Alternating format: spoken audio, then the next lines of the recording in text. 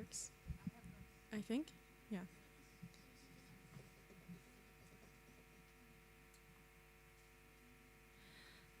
We're about to start. I think there's still some people out there. Should I go round them up? Okay.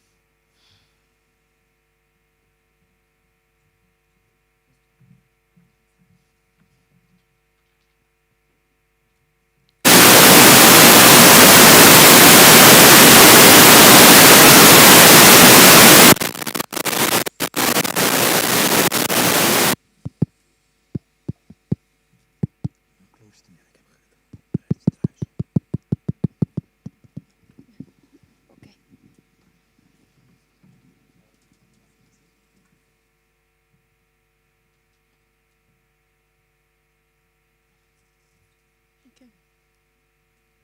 Yeah. Can I start? Good morning, everyone. Welcome today at the final conference of the Community Project. I'm very happy and honored to welcome you all here today at the campus Proximus of the University of Leuven-Limburg. It's very wonderful to see so many familiar faces that I haven't seen for a very long time. As you might have noticed, the start of the program has slightly shifted. So bear with us, we'll try to catch up in one way or another. There's still some of our colleagues missing, also, including presenters, but we hope that they will continue to drop in as we go about the program. So welcome to the program, Build Bridges Against Radicalisation. Today will be a day full of experience sharing, sharing knowledge and expertise from different perspectives, people from different academic and professional backgrounds. And my name is Eva Sijs. For people that don't know me, I'll be talking you through the program today. I think we should start with our very first speaker of the day. I'm very proud to present Radu. Radu is a recent graduate of Literature and Linguistics from the University Babeș-Bolyai University in Cluj-Napoca, Romania. He's been a very active participant in one of the community campaigns, Book Community. He's interested in human rights, gender, and LGBTIQ issues, as well as intercultural dialogue. Radu will explore literature as a tool to better know ourselves and the people around us through the process of reading, as one of the examples of how the community project stimulated identity building and enhancing critical thinking and getting to know others better too. Radu, the floor is yours.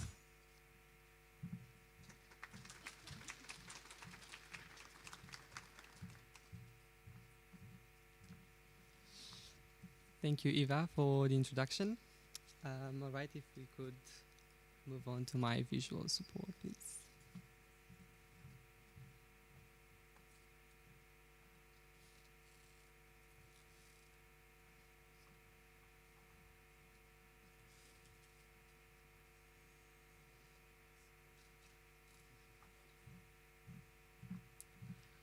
All right, so hello everybody. Let's start with a very straight to the point question, which is why is literature important and why should we keep focusing on trying to convince the youth and not only to read? Now, of course, this could be an endless conversation on its own, but today I will be focusing on the things I found more relevant for our gathering. So I think in general the role of literature when it comes to matters especially such as identity building and promoting tolerance has been overlooked. People don't seem to be that aware of the weight that literature has contributed with in reaching the egalitarian, democratic social climate of today. So we, of course, by literature one can understand many things, but today the kind of literature that I'm going to be talking to you about today is cultural. Autobiographies, fiction, so basically any kind of literature that has been written to highlight somebody's personal experiences. So the kind of reading that transports you inside another person's head, that lets you see their thoughts, emotions, values, morals, and so on. For now, though, I should move on and settle on, I don't know, should be working. Okay, thank you. Yeah, we will settle on the matter of self-discovery and identity building. Definition on the process of self-discovery, as inspired by Wilhelm von Humboldt, would be that it is the process of constantly checking yourself or comparing yourself with the other people around you in any shape or form. So it could be coming in contact with them physically or through literature or anything. Now, these differences that arise from having all of these comparisons with other people, they basically contribute to your own particular identity, the things that make you unique. So following along this thread of thought, it would be safe to say that the more experiences you come in contact with, the more hidden bits and pieces of yourself you're going to discover. And this is where literature ties in. Because, for example, you read a story and the protagonist does something that you would never agree with. Now, that particular information, that emotional discovery, is subconsciously added to the intricate canvas that your identity is. An intricate canvas that is, needless to say, up to each and every one of us to explore. And of course, there are bits and pieces of ourselves. No, I think that's a bit too far. Sorry. Yeah, there are bits and pieces of ourselves or of identity that are waiting there dormant. They are patiently waiting in a state of potentiality for us to trigger and explore. Of course, yes, it is a bit unrealistic to presume that everybody in the world is interested in discovering themselves. While we live in the privilege of here and now, right, with this conference, there are communities around the world that are, of course, sadly still struggling to make ends meet. But where education does manage to penetrate these spaces, literature can become a real beacon of hope, probably or perhaps a means to escape, why not, the inescapable. And we have the example of 18th century Great Britain, when the novel, as we know it today, first emerged. These were the first stories in which the hero, coming from a lower class, went on these sort of travels and they met new people with different cultures from different backgrounds, and they talked about how they became better because they knew and they had traveled the world and had seen all of these cultures. So these novels were basically about possibilities. Possibilities that the predominantly lower class population at the time in Great Britain, because they were working the fields and so on, did not even know were possible for people such as them, coming from precarious conditions and so on. So it is also believed that stories such as this, so the cultural bank of these stories, has single-handedly contributed to reaching this ongoing revolution of thought that we are seeing the ramifications of even today, probably even with this gathering right now. So because literature essentially nurtures this sentiment of multiculturalism, the need for identity and community. If you could move on. Thank you very much. Because when you read, you essentially align yourself. When you read somebody's story, you align yourself with their community and culture. So you get to see how these people live, why they think the way that they do, why they have the prejudices that they do, the values, the perspective that they're speaking from. And of course, we come to see others as ourselves, that they have the same inner emotions as us. And that is very, very important in the social climate of today. And if you could once again move on, thank you. Again.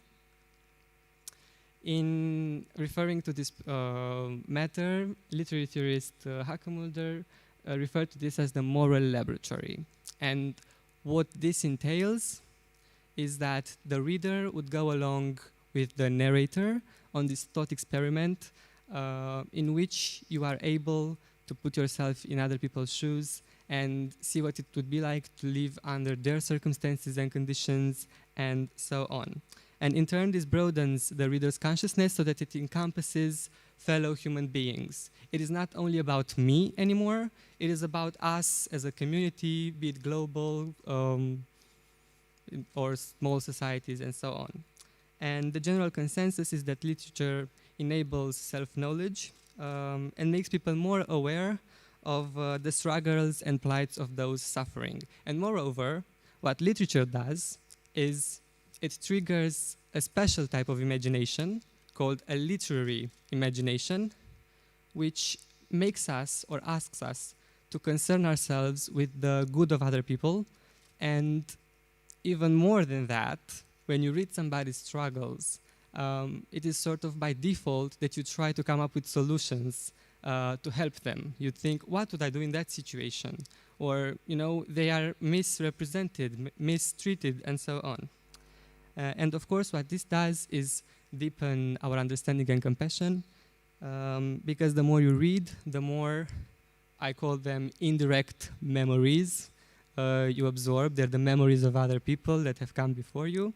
And of course, that helps in so many ways, such as, yes, being able to put ourselves in other people's shoes and realizing that differences are no actual reasonable ground. I mean, nothing is, but in this context, that's what I'm talking about, are no reason to pin people against one another. And all of this is what is very important to mention, is literally right beneath our noses. Literature, if you will, is a free, personal, lifelong personal development course. It is easily accessible to everybody. And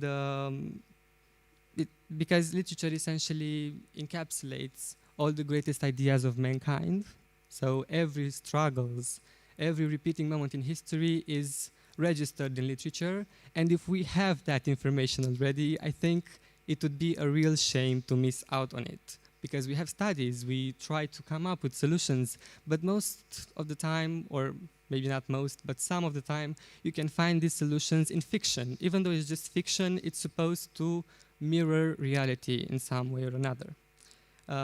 Okay, but now I think this is a very pertinent question, especially for our times. My question is, and you might be wondering, okay, but how does it affect the world if people stop reading or if they don't read at all? I think we all know people that don't read, and that is perfectly acceptable.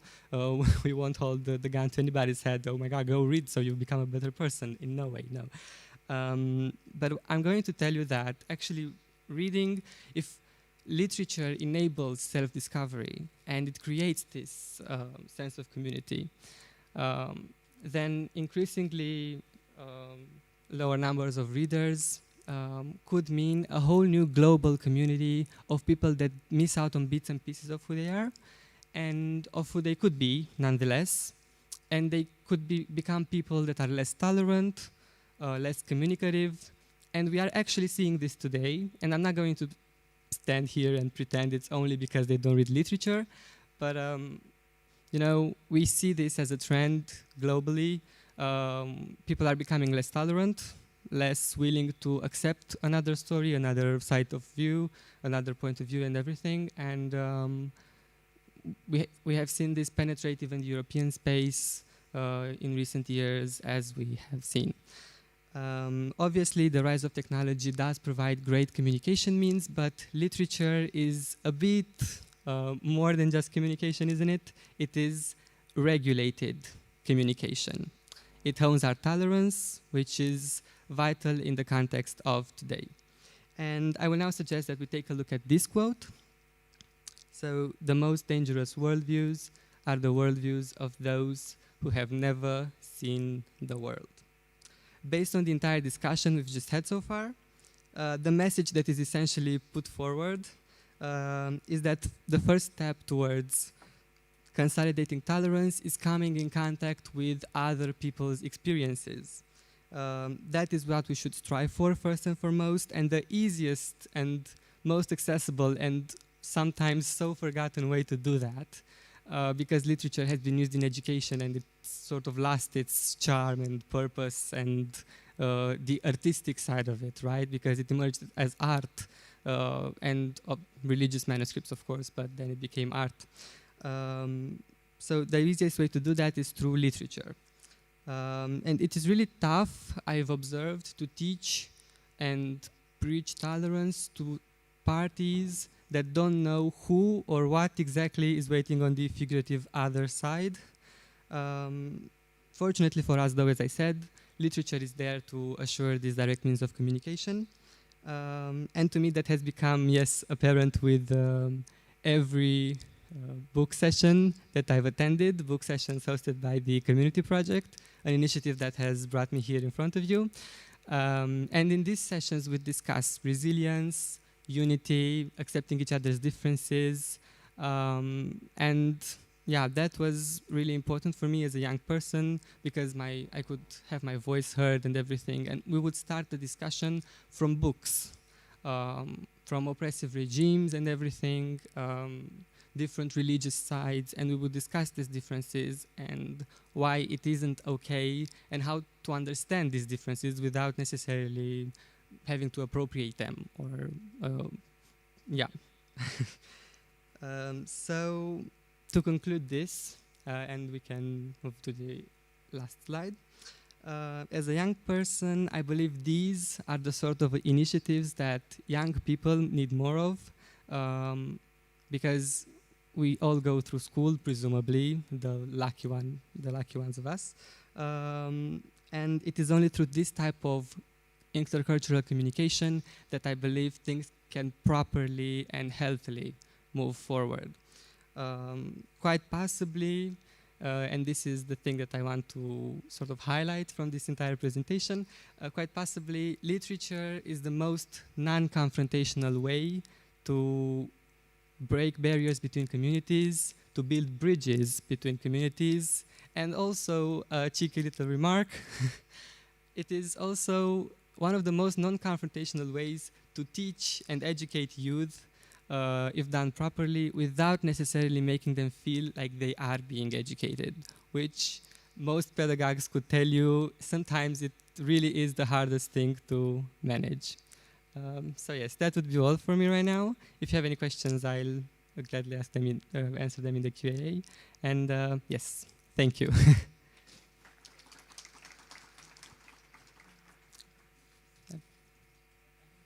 Sure, yes.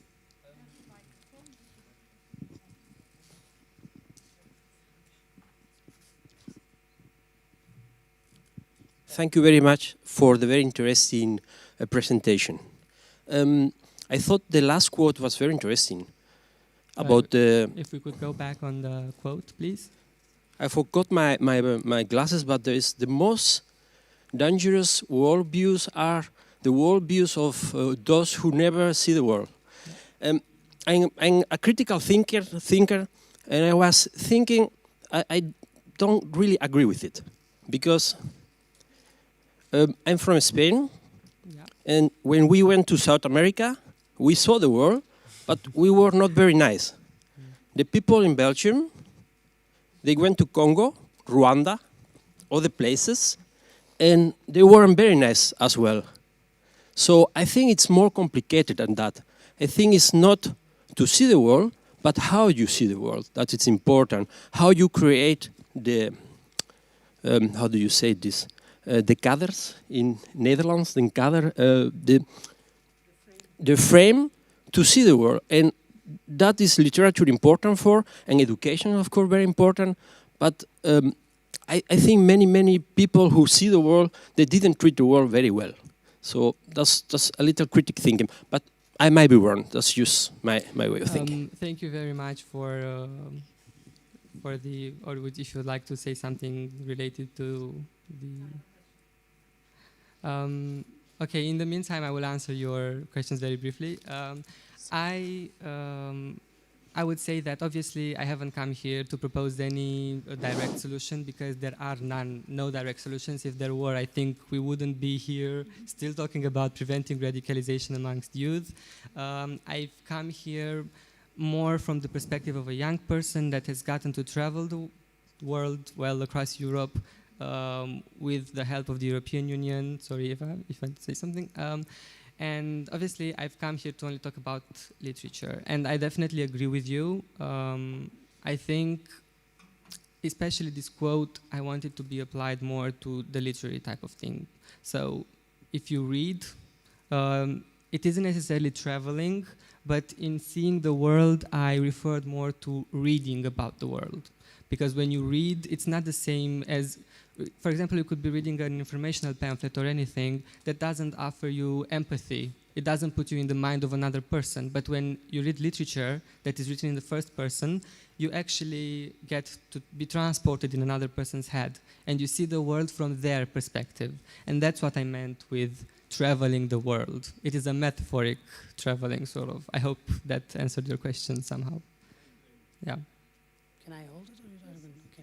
Okay. Thank you very much. A question about... Han, I'm so sorry. Could we keep the questions for the Q&A session? Oh, well, I was thinking, can we ask or not? Okay, I will just keep it. Would that no be problem. okay? There's no problem. Okay.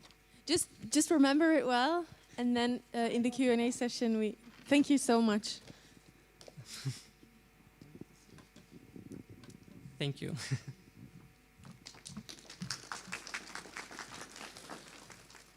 Thank you very much, Radu. That was really wonderful. Thank you for coming all the way to Leuven. I hope your minds have woken up by now, both by coffee and Radu's presentation. Now it might be time to wake up the rest of the body. I would love for you to reach into your folders. Do you all have your folders with you with your name on it? Yes. And do you all have a pen? Yes. What I would like you to get from your folder is a persona card, a bright colored persona card. It might be somewhere in the back. And a persona tally card. Two things. A persona card is a card with a name on it.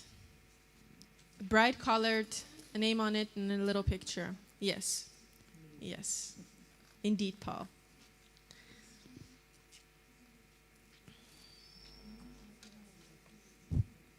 Emilia, could we go to Mentimeter, please? Now, what I would like to ask from you is to study your persona card for roughly 3 to 5 minutes. Have you all found your persona card? Yes?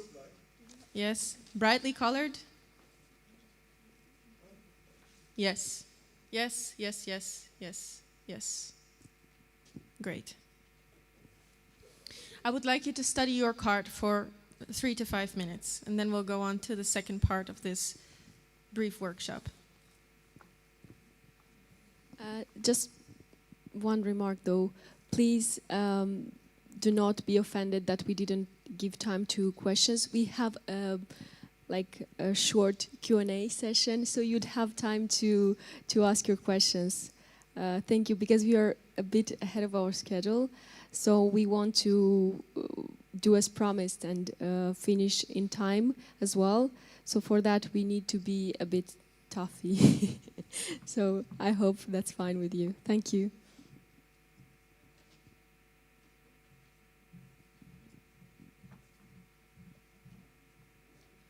Now, I would like to give a pen to the people without one.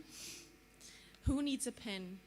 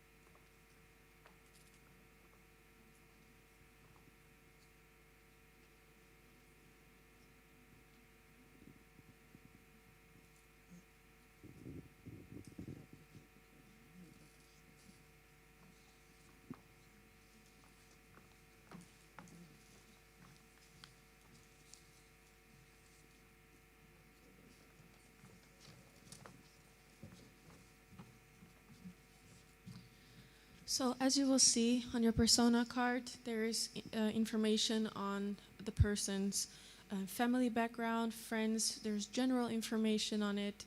There's also information on their economic background, as well as their talents and struggles. So it encapsulates the life of a person, including the challenges and the sort of the strengths.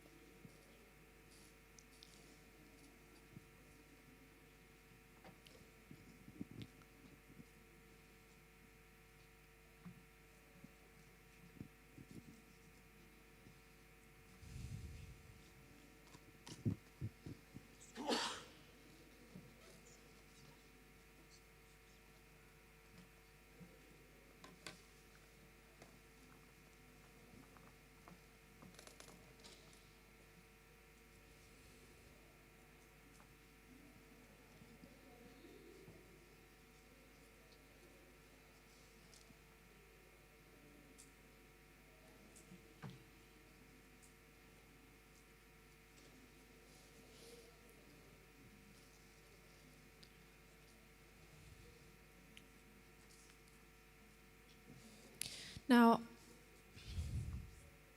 I hope you've all finished reading your cards, whether that is very thoroughly or it was a rough screen.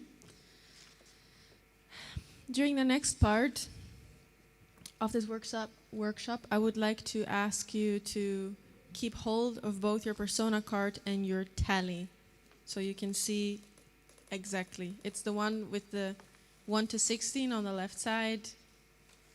There says yes, there's no, and there says not applicable. Yeah? Do you all have both of these? Okay. Now, what I would like to do is we have created different personal experience and daily events based on some of the main push and pull factors of radicalization. And what I would like to ask of you is I will read this out loud for the people that might not be able to read in the back. I'll read out loud every single of the personal experience or daily events. If you feel that for the persona that you hold in your hand, if you feel that it would push them a little bit towards the radicalization process, I would like you to stand up. If you feel that for the persona that you hold in your hand, that specific event would not lead them to the process of radicalization, you stay seated. If it's not applicable to the persona that you have in your hand, you also stay seated. What I would like you to do is to, with the pen that you all have by now, I hope, is to, while you stand up or stay seated, with the number of the event, you just put yes, no, or not applicable. Are there any questions? Is this clear? Yeah? Okay, great. So you both, the persona card, yes, tally, yes. Then I would like to go to the first personal experience or event. During your online Zoom class, the teacher obliges everyone to turn their cameras on. One of your classmates makes a joke in the chat box about something in your background of religious, political, or cultural nature. Sometimes in the background you could see like a carpet or perhaps a poster of some religious or political, with some political or religious meaning. While trying to maintain a straight face, the teacher tries to tell off your classmate, but you feel like it is not sincere. Should I repeat? Yes. During your online Zoom class, the teacher obliges everyone to turn their cameras on. One of your classmates makes a joke in the chat box about something in your background of religious, political, or cultural nature. While trying to maintain a straight face, the teacher tries to tell off your classmate, but you feel like it is not sincere.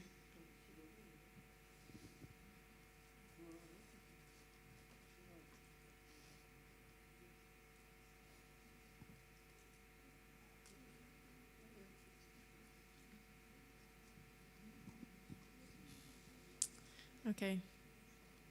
If you have a look around you, you can see that 5 people are standing up. 6. There is no right or wrong here. It's how you perceive that your persona would react in this situation. All right. So put on the yes. Yes, okay. Thank you very much. 2. At school or at work, you find yourself sitting alone during the break.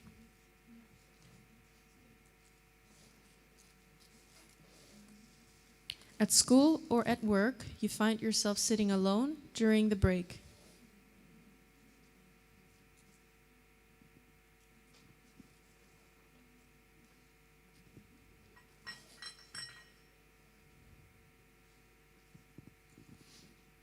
That would be pretty impactful to many of you. All right, thank you very much. Don't forget to... Thank you very much. At work or at your side job, you are being asked to not show any signs of your religious and or cultural background because it does not reflect well on the company.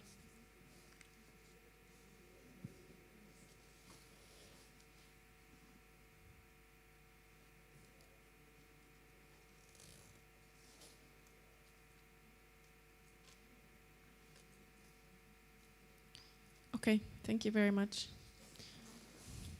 Again, please note.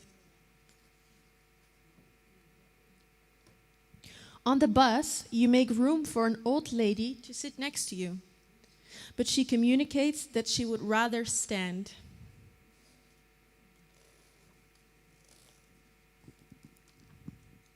On the bus, you make room for an old lady to sit next to you, but she communicates that she would rather stand.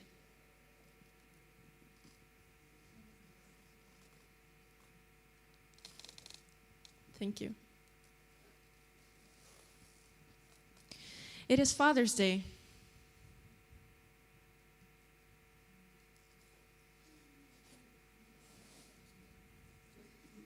To some of you, this might seem a very strange daily event, but for some, it does make sense.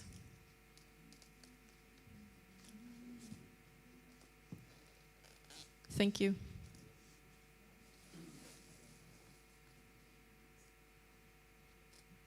At work, a customer, client, or patient asks to be helped by somebody else than you.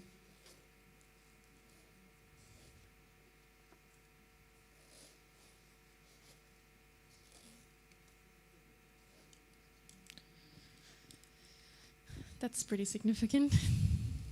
Don't forget to tally. Thank you very much.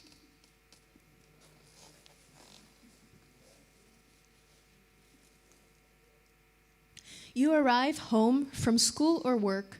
There is a post-COVID party in the street. Everyone seems to be there, but you and or your family did not receive an invitation. You arrive home from school or work. There is a post-COVID party in the street. Everyone seems to be there, but you and or your family did not receive an invitation. Oof, that's a lot of you. Apparently, community is important to you. Thank you.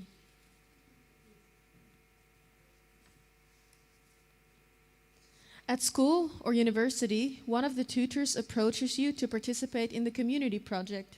She explains it as a project to tackle the radicalisation among young people.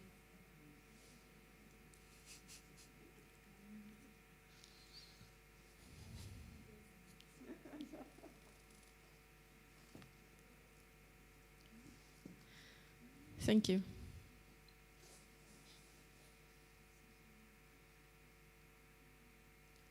You attend a gym class. The instructor asks you to pair up for the next exercise. You have the feeling that suddenly the air clears around you. No one wants to team up with you.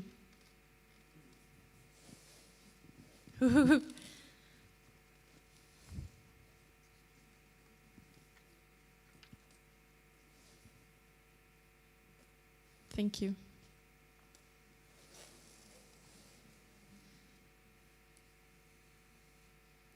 Your best friend is reluctant to invite you over at his or her house when his or her parents are at home and keeps insisting that you hang out at your place. Should I repeat it, perhaps? Yeah? Your best friend is reluctant or hesitant to invite you over at his or her house when his or her parents are at home and keeps insisting that you hang out at your place.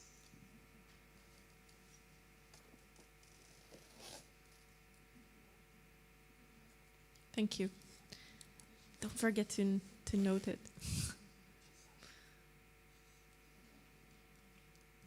The local law calls for having working lights on your bike, but many people ride their bikes without it, and the police does not seem to care. One early morning, on your way to school or work, you are being stopped by two police officers who ask you why you are not having working lights and give you a €50 fine.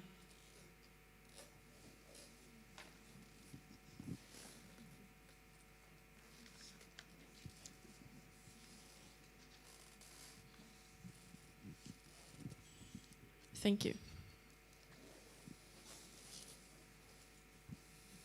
We're almost there.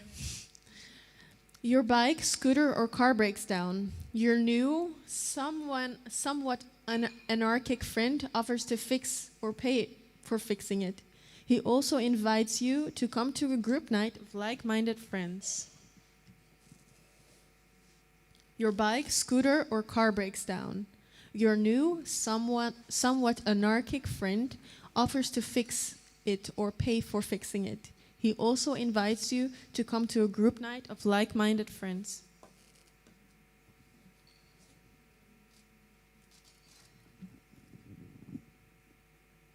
Thank you. On Facebook, you read an article of a leading politician that states that the country is falling apart because of people that have similar affiliations, political stances, or religious cultural backgrounds as you. Hundreds of people in the comment section agree.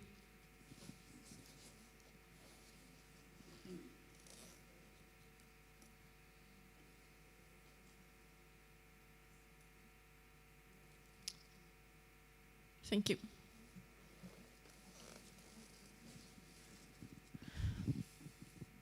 You are being fined €50 by two seemingly discriminative police officers. You don't have the money, and when you tell your older and somewhat outspoken friend, he insists that he pays for it and says, "We have to stick together. They are out to get us."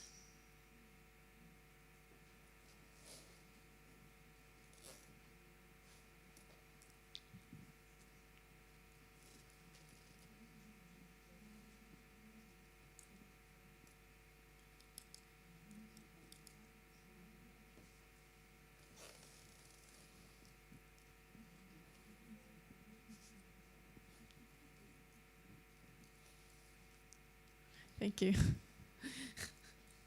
The Spanish delegation is... The new landlord does not extend the rental contract to you and or your family because he does not want to deal with people like you.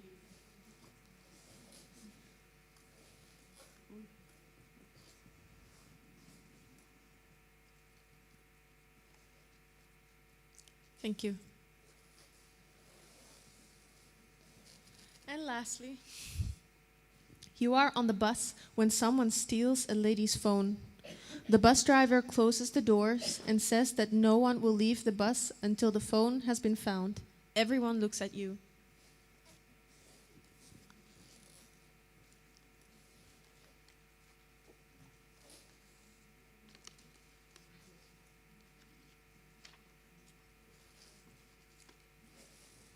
Thank you very much.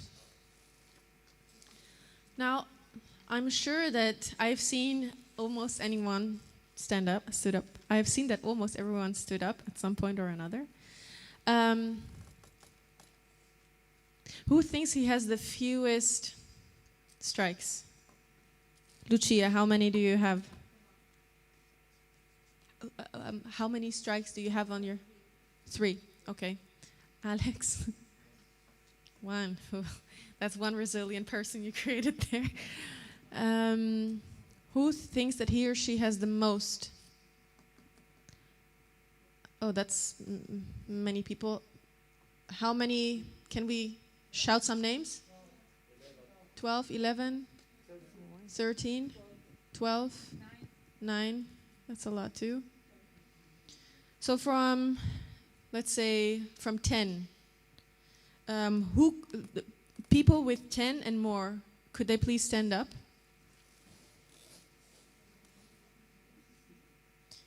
That is a lot. How many of you are semi? How many of you are semi? How many semis are currently still sitting?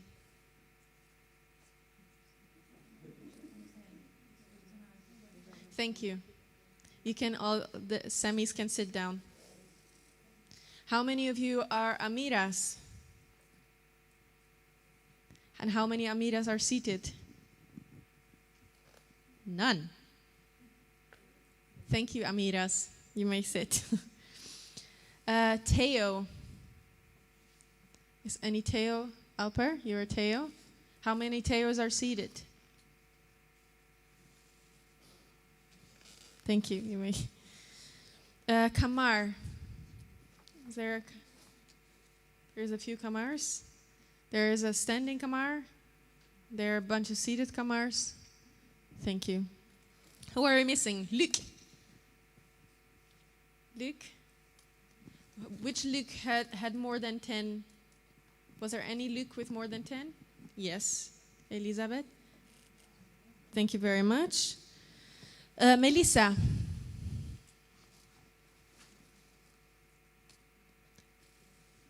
There were none of you had more than 10 votes? No? How many did you have? 6? 3? Carlo? 5? Patricia? 2. Okay. Alper 4. Ahmed 4. Thank you, Melissas. Now, I know that we're missing Tariq. There's 3 Tariq still standing. Which Tariq is sitting? Tariq, Maria Grazia. Thank you very much, Tariq. Ugor, what was your persona? Sylvie. Mehmet?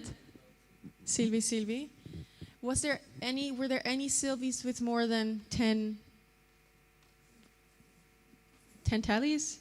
No? For the Sylvies, who thinks he has the highest score of a Sylvie? Who were Sylvies? 1, 2? Only 2 Sylvies? Wow. Mehmet and Ugur, how many did you have? That's okay. It's fine. The idea of this activity was to not only show you that radicalization can come in the teeniest little remarks that we make, or the faces that we make, the gestures that we make, and that they can all lead up to someone feeling unwelcome, isolated, or discriminated, marginalized in the world that we're living in, especially for young people who might still be struggling with their identity or don't have the resilience yet to deal with it, or have found the meaning and strength to deal with this.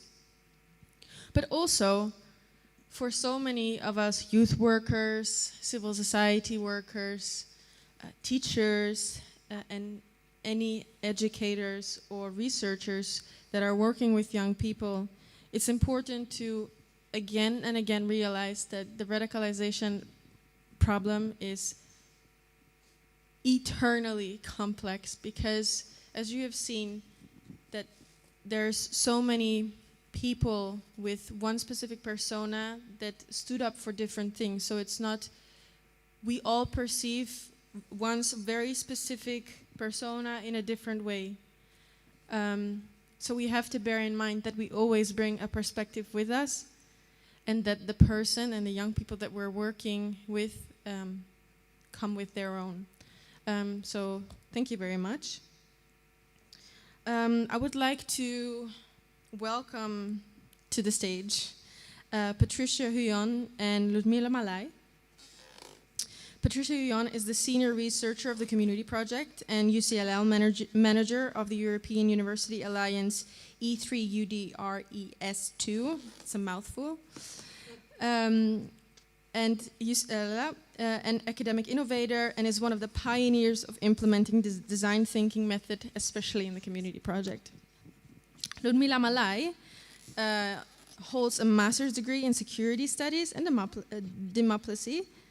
diplomacy, wow, it's early, and a specialized master's degree in international law. She has extensive experience and expertise on writing and coordinating European projects, including the CommUnity project, to which she is the general project manager. Today, together, these ladies have navigated the CommUnity ship through calm, rough, and also very inspirational waters. And today they will share their reflections on 2 years of CommUnity.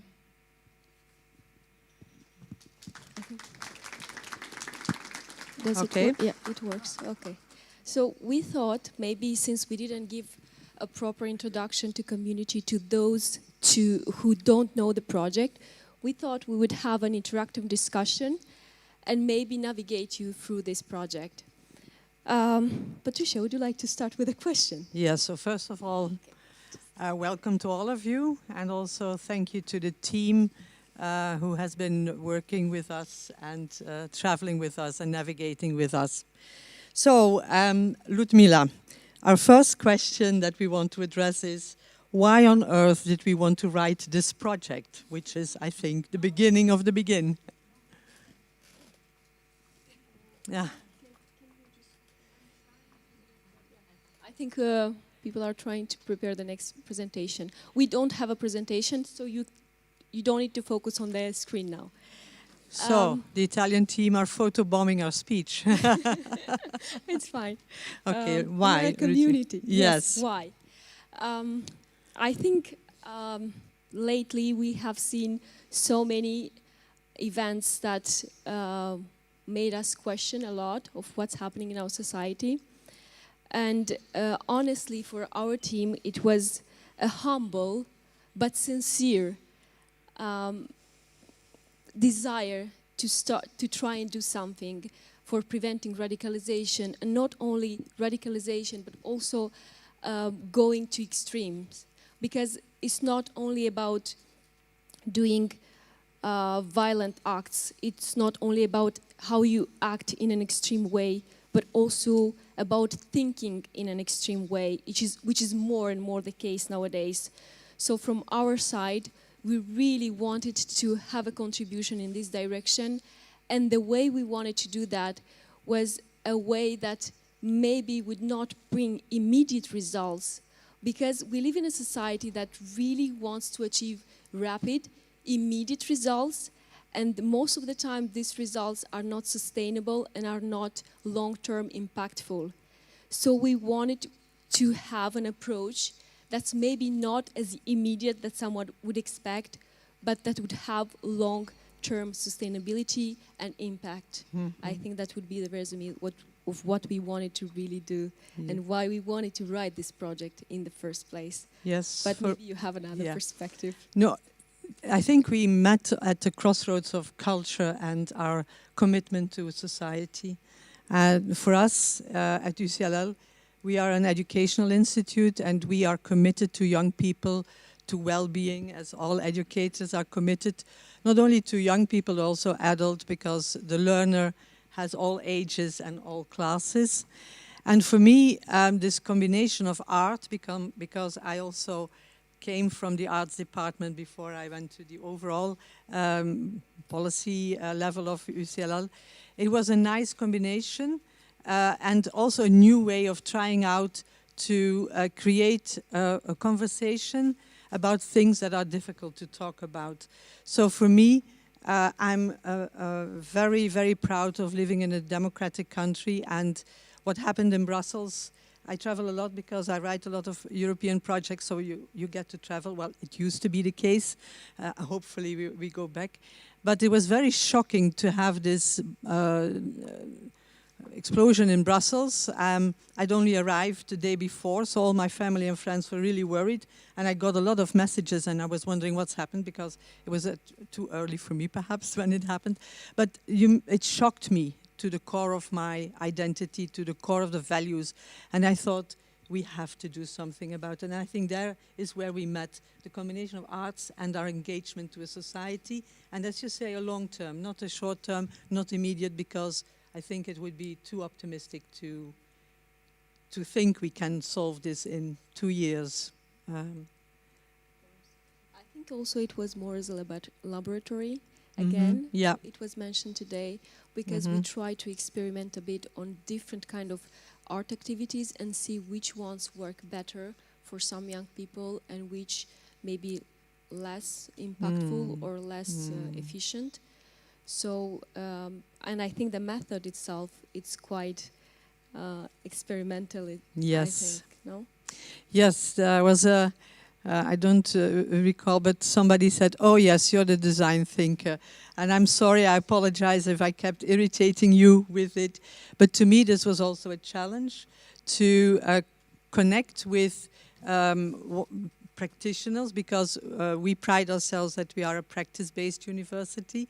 And of course, you need to be able to connect to practitioners and to collect and gather the information, the knowledge, the expertise, what we call the tacit understanding of people who work with the challenges we want to gain expertise and to work with them in a methodological way. And design thinking is, what the added value of design thinking is that you have certain ways of approaching challenges, but are there other ways of approaching challenges? Can we change our view? It's the same as what you said, Radu, that in reading you collect new perspectives, you travel, you have this detour into the experiences of other people. So design thinking also asks you to make this detour to try and figure out another problem definition and to see how far we go. And it was a challenge, and I really enjoyed the trainings and especially the conversation in the chat. That was the richest experience I thought of the whole training. But what is new in this project, Patricia? Like, what can we?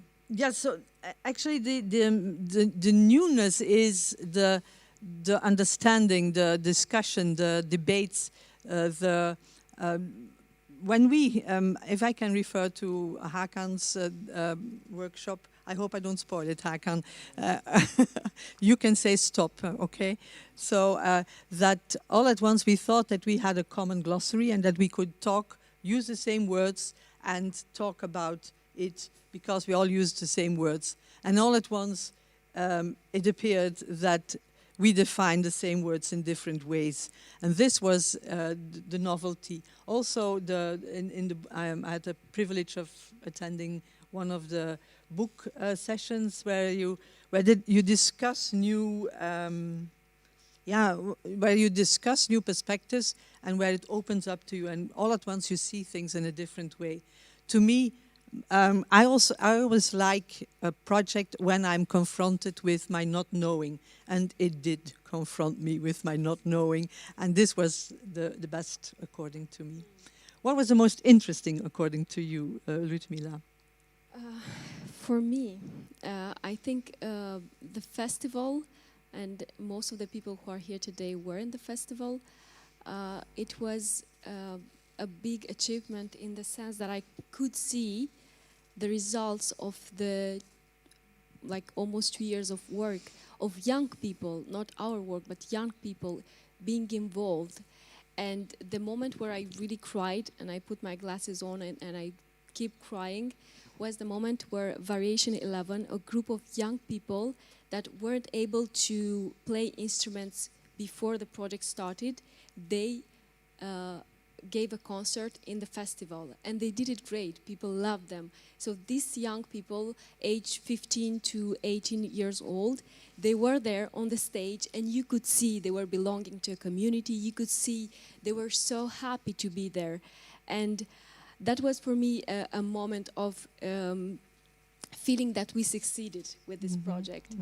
A second one, which I really want to talk about, and I think there is a lot of sustainability to this idea, is the Huare chorus from Arco Forum side. We had a concert during the festival of interfaith music. So people from different religions, so Muslims, Jews, and Christians, they were singing together in an orchestra, music from their different cultural traditions. So we heard Jewish music, Christian music, and Muslim music. It was so beautiful to see how people can go across their differences, their beliefs, and build harmony, because it was harmony. There's something amazing that happens when people start singing together, and I definitely think we should go a bit more farther with that and maybe try and organize more events like interfaith music events, even festivals. So for me, that was the most interesting in the project. But of course, there are so many others that I could, also Croatia with the young people, the exhibition, beautiful as well. So I'm really sorry if we didn't mention everyone. We had so many activities, but the ones that really touched me because I saw it directly how we could really have an impact in these young people's lives that was touching for me. Not only interesting, but touching. Yes. I was also very engaged with and very, I don't know, I got a lot of energy from the conference, even though it was in a digital format. But the debate, the content, the points of friction, if you want to, the lovely, I remember the garden. So it was an amazing experience, and also the different perspectives. It was like a diamond, and you could look from all perspectives. So this was also one of the highlights for me in the whole trajectory. And of course, the collaboration.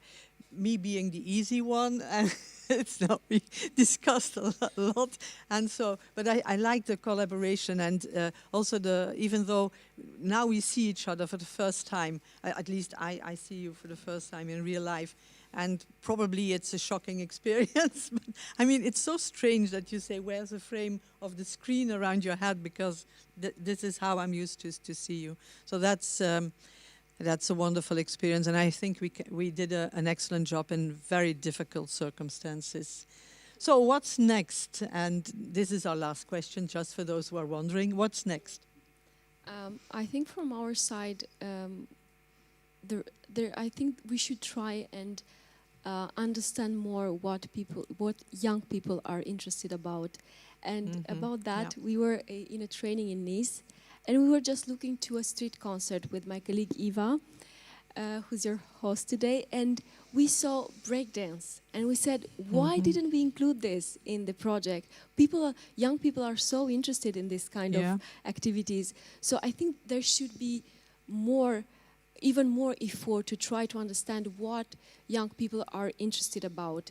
And not only seeing from our perspective what we could be interested in sharing with them, but what they are interested in being involved in. So I think there should be more effort on that.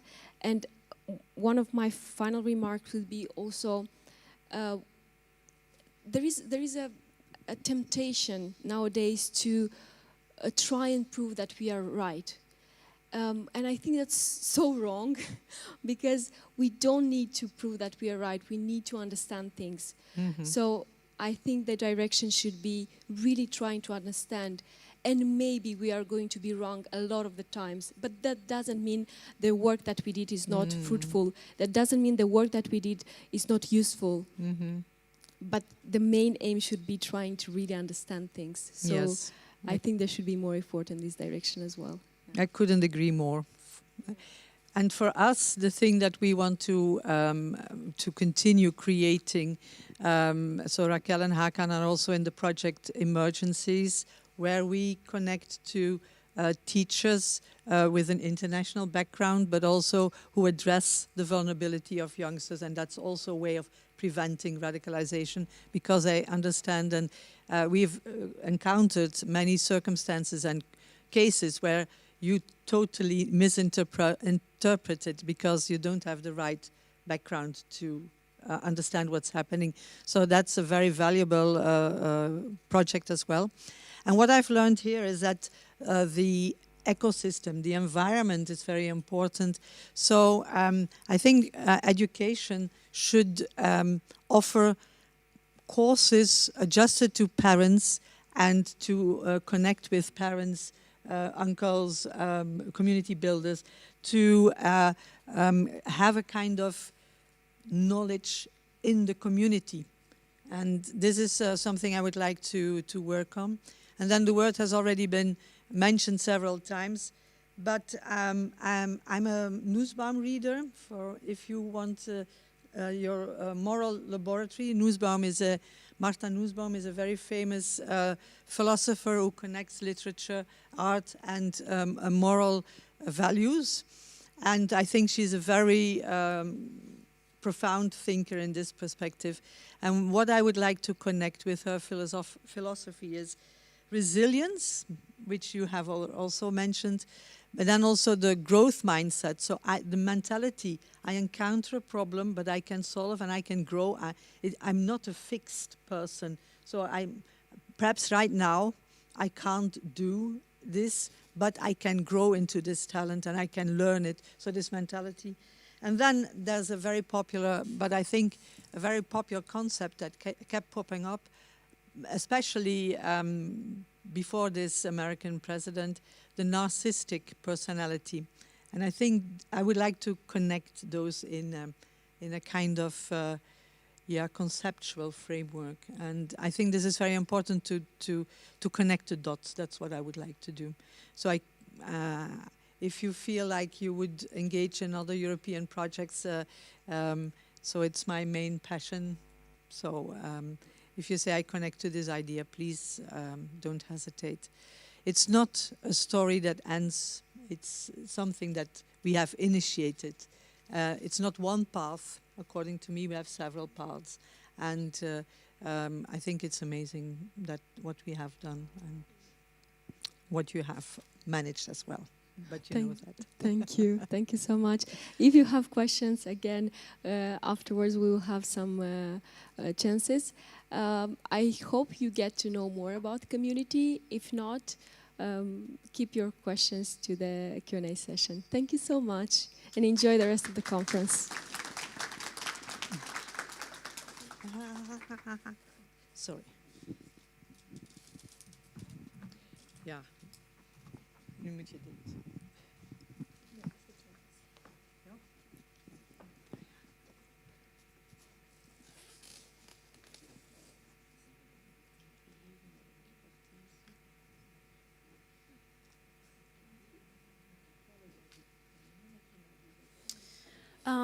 Now I would like to welcome to the stage two ladies from the University of Florence, Raffaella Biagioli and Elisabeth Guerin.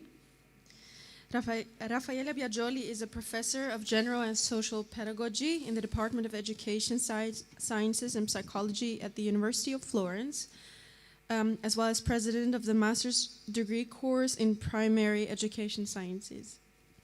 Her research interests mainly concern intercultural education and the inclusion of young people with non-Italian citizenship, unaccompanied minors, teachers, and headmasters training, the role of schools from an intercultural perspective, the pedagogical meanings of self-writing, educator training, and educational career guidance.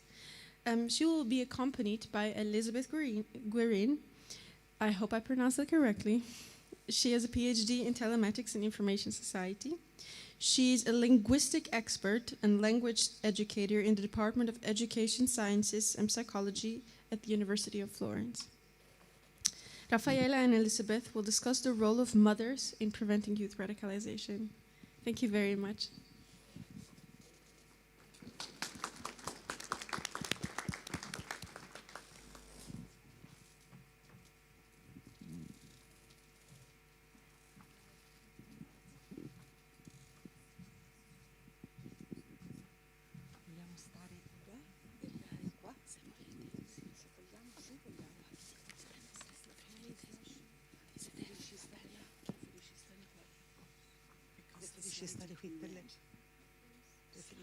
Are to be read. So it's you can sit. Because you wouldn't be in front. No, you wouldn't be in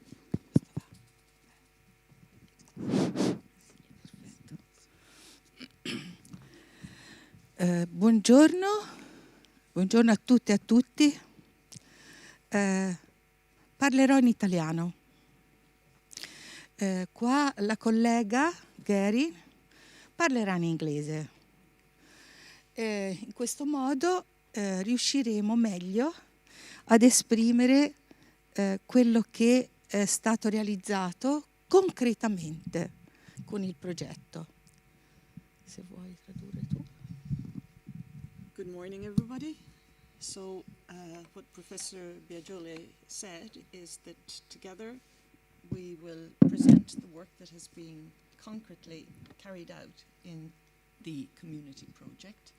She will speak in Italian at different points, but we will follow a series of slides which will explain the work that has been done. Vuoi leggi tu, vai. Okay. È preferibile che legga lei. She prefers that I read it. The work that has been done preventing radicalization as a wicked problem. Basically, everybody, each of us knows that it is a wicked problem. And young people who become radicalized come from both the poor and marginalized as well as well-off backgrounds. So basically what we're saying is economic status doesn't make a difference. The CommUnity project tried to develop effective responses as well as tools to prevent and counteract all forms of radicalization through artistic and participatory methodologies which highlight research currently underway by numerous European scholars to be published in December 2021 as a result of a specific CommUnity project call for papers focusing on the role of females preventing radicalization and antisocial behavior in family contexts. Questa è la rivista su cui usciranno gli articoli a dicembre. This is the journal which will be published in December with the articles related to the work. Abbiamo realizzato un numero monografico in cui raccogliere tutti gli interventi che sono stati effettuati al convegno. Ed è stata una cosa molto impegnativa per riuscire a convincere la direttrice della rivista per una call appositamente centrata sugli interventi del convegno. So it was a tough job convincing the editor to get a full issue dedicated to the topic dealt with in the CommUnity project. Sono arrivati numerosi articoli, oltre quelli presentati da voi. A number of articles have been presented for revision, including people who do not actually belong to the CommUnity project. Anche da studiosi di altre università italiane ed europee.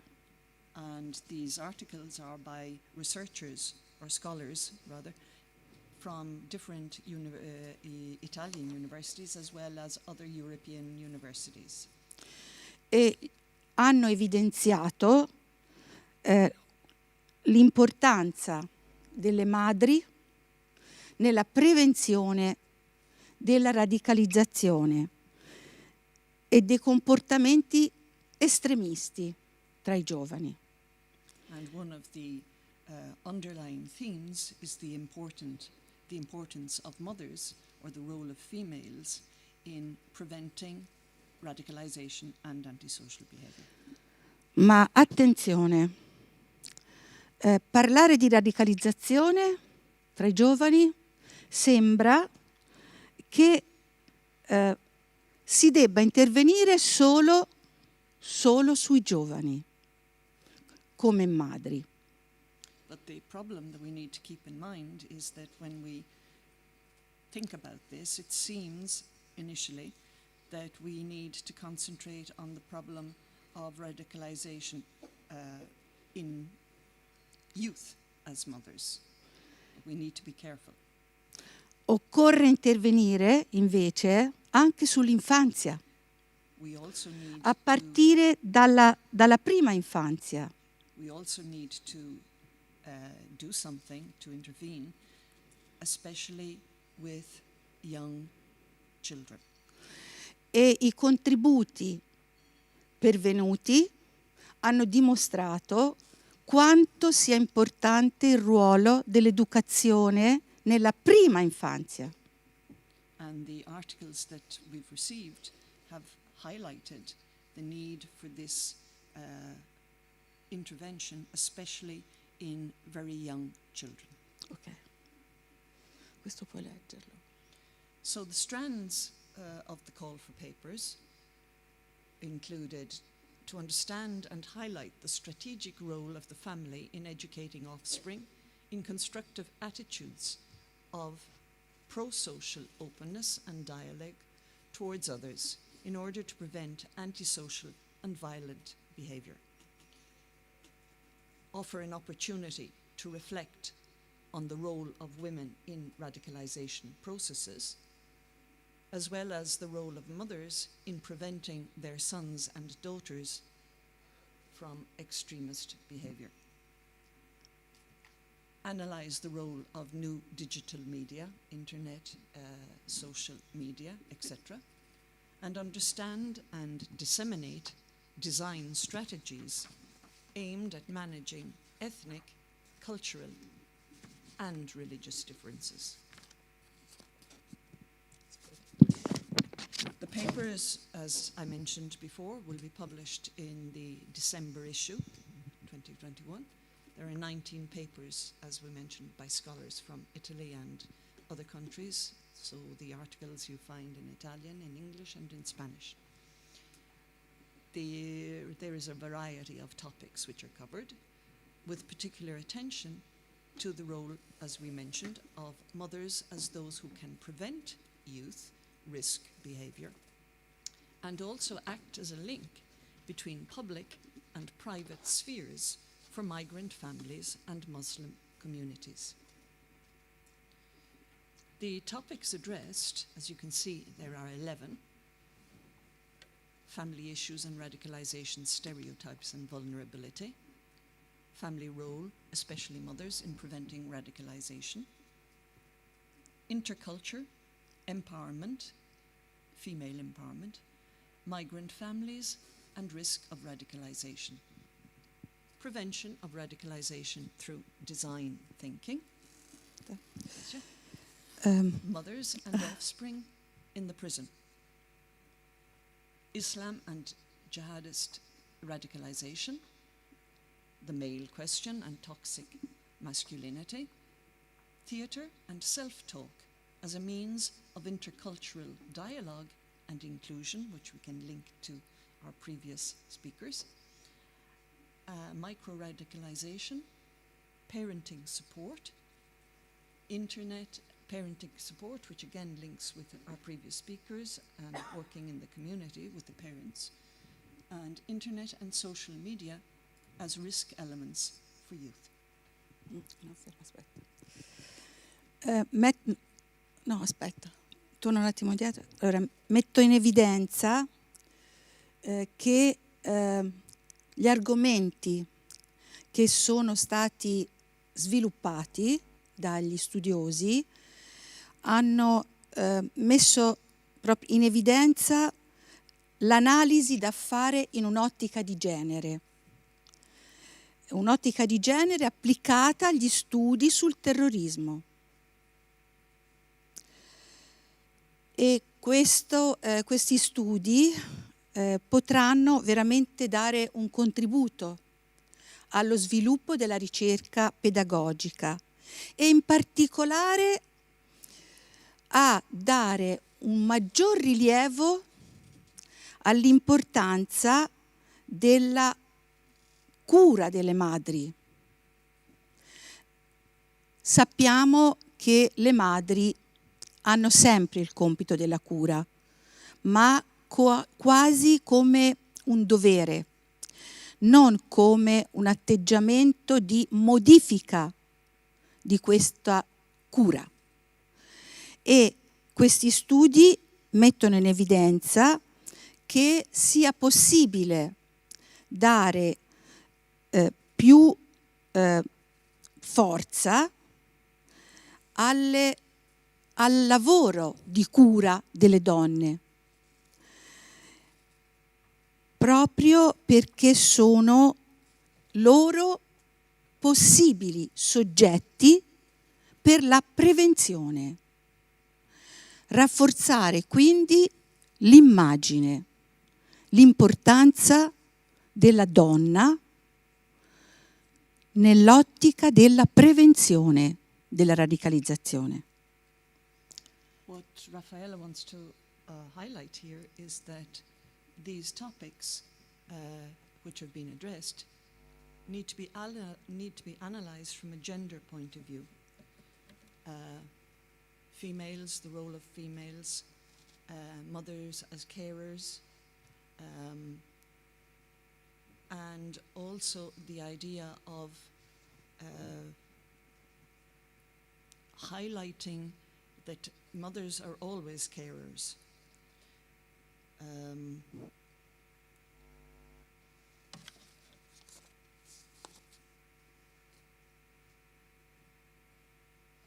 The idea of seeing mothers as subjects, so as protagonists that can that are responsible for a positive role. But this means maybe removing them from kind of mixed territories, breaking the borders or the margins of ways we usually think about mothers as victims. It's also necessary for us to give them help as women and see this expressed because they can be oppressed both from the point of view of cultural and religious aspects. And in this way, they can be targets or, let's say, agents of terrorism, or targets that become agents of terrorism. Or else they can, again, be victims because they sacrifice themselves for either their offspring or for what they are asked to accept and believe in. Un altro aspetto che è stato evidenziato proprio dagli articoli pervenuti in questa call è proprio quello di aver rivalorizzato la potenzialità delle donne, soprattutto di quelle donne immigrate e musulmane. Questo si legge all'interno di questi articoli. Another important point to highlight that comes out of the articles presented is this idea of giving an added value to females and especially mothers, and giving them, highlighting the power that can be within women and the possibilities that they can provide. Ok, allora, la slide successiva. If we want to be more specific about the contributions, we can say that they highlight the primary importance of the family context in preventing social isolation and violent extremism. Education from an early age, as Raffaella already mentioned, so as to develop dialogue, resilience, and constructive approach to others. Critical and open and diverse thinking promotes the ability to reflect critically and find multiple alternative solutions to problems. Educational policies to support families, which again links up with our previous speakers, and promote the proper role of parents, including targeted interventions for the most vulnerable, isolated, and socially at-risk families. The crucial role played by mothers through the caring relationship with others in child raising, and the need to make parents aware of their children, of their children's care, sorry, I can't actually see it, careful use of social media. The objectives that were achieved by the call: spreading a clear awareness about the importance of the family in educational processes, aimed at preventing radicalisation and extremism. An increased awareness of the roles of women in radicalisation processes, both in recruitment processes and as facilitators of prevention. An increased awareness of micro-radicalisation processes that are encountered daily at home, at work, and in the training processes that take in school. And here we can link to one of our first speaker. Application of the design process, design thinking methodology in radicalisation preventing processes.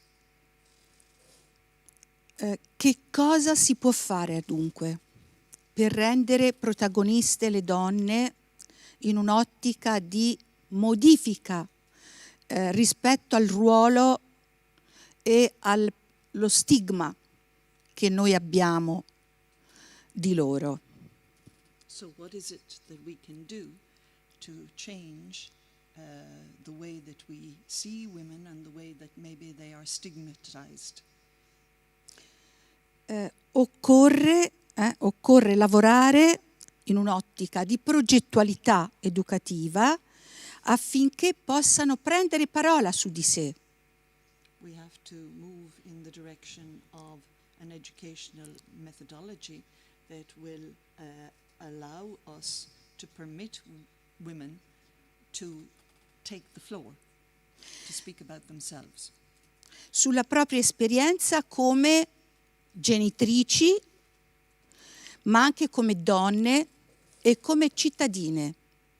To speak of themselves as mothers, as people who give birth to children, so give life, as women.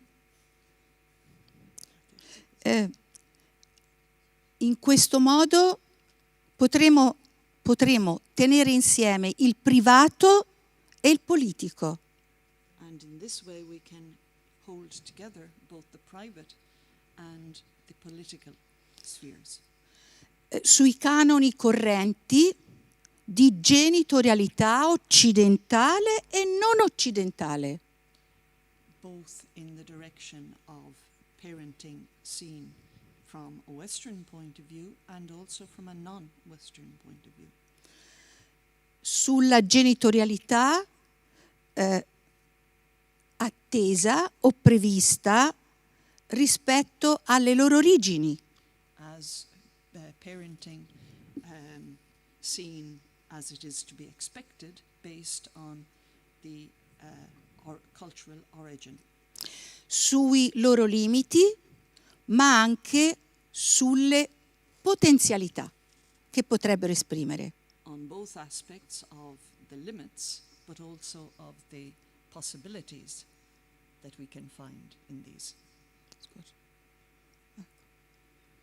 And that brings us to kind of a, rather than a top-down, a bottom-up approach for strategies, so as to foster women's or female empowerment.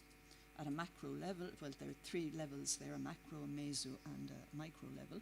At the macro level, this involves an analysis and involvement of the social context of reference, verification of the constraints and opportunities offered by the environment. It's kind of the eco system that you mentioned previously. The meso level involves the analysis of cultural representations, conceptions of women, stereotypes, expectations, and possible educational effects. And the micro level involves an analysis of cultural representations, concepts of, again, of women, stereotypes, expectations, and possible educational effects. Aggiungo, Aggiungo un altro aspetto molto rilevante che è emerso da questi articoli. Raphael wants to add another point which is extremely important, which is emerged from these articles. L'importanza dell'intelligenza delle emozioni. E qua mi rifaccio alla Nussbaum. The importance of emotional intelligence, and here again we can link up with Nussbaum, but maybe also with other researchers. Lei considera le emozioni fondamentali nei processi di conoscenza. Seeing emotions as being fundamental in the educational process. E allora occorre rendere significativo l'inscindibile legame tra vita emotiva e vita intellettiva. And so make visible this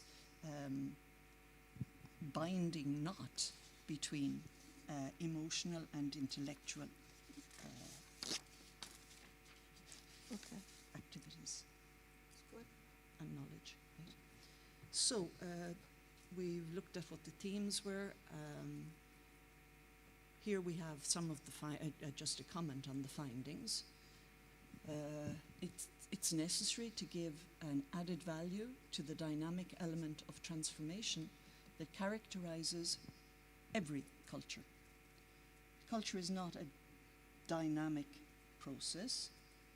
Culture is a dynamic process. There's a mistake there, excuse us. A world in continuous change and ever evolving in constant dialogue with others. Intercultural pedagogy has to measure up with the need to embrace different spheres, making itself as liquid or as fluid as the context in which it finds itself. Da tutto quanto abbiamo detto, rilevato da questa raccolta, possiamo affermare che la lotta al radicalismo giovanile oggi richiede l'assunzione di una responsabilità pedagogica che si riconosce nell'etica dell'avere cura. So from what we have said so far, it's obvious to you, I think, that what we need to do is we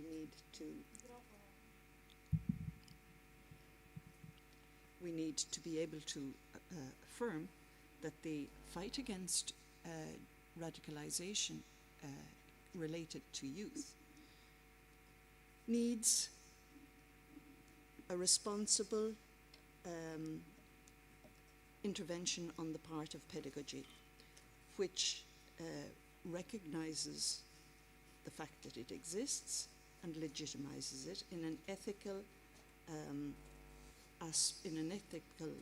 way, leading to taking care of people, as we had with the idea of mothers taking care of children.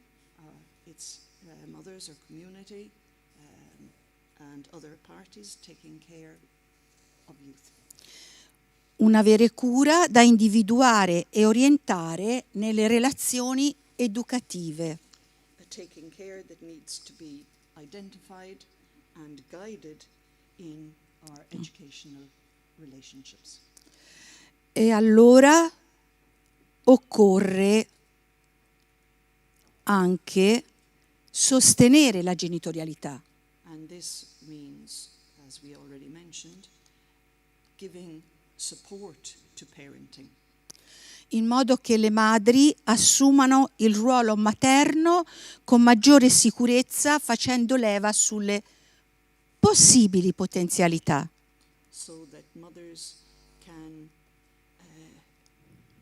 basically use as a lever this taking care for a new kind of parenting. E come? Anche avendo particolare interesse verso attività di tipo narrativo ed espressivo. And how can this be done? It can be done by looking at narrative and expressive means of action. Musica, danza, canto, teatro, fotografia. Music, song, dance, theatre, photography, and other kinds of artistic and cultural activities. Attività che il progetto CommUnity ha cercato, ha sviluppato soprattutto in Harmony. These are activities that the CommUnity project developed above all in things like harmony. Che aveva proprio lo scopo di far dialogare uomini, donne, giovani, meno giovani, per abbattere le barriere provenienti dalle differenze culturali e religiose. Which, and this harmony campaign aimed at getting men and women and young people to dialogue, to interact, and to break down the barriers. Questo lo possiamo anche vedere nel video che abbiamo realizzato come Università di Firenze attraverso la partecipazione di 7 studenti che hanno scritto, musicato, cantato, presentato all'interno di spazi urbani della città di Firenze un video che ha permesso anche di rileggere gli spazi della città. Una città pluriculturale, una città che da sempre accoglie, ma che ha bisogno di riflettere sugli spazi e su chi vive questi spazi, per sviluppare senso di appartenenza. Okay, and this can be seen through the video that was realized by the University of Florence, 7 students that enacted, created, developed, sang, used music, used dance and other artistic forms in encounters across the borders.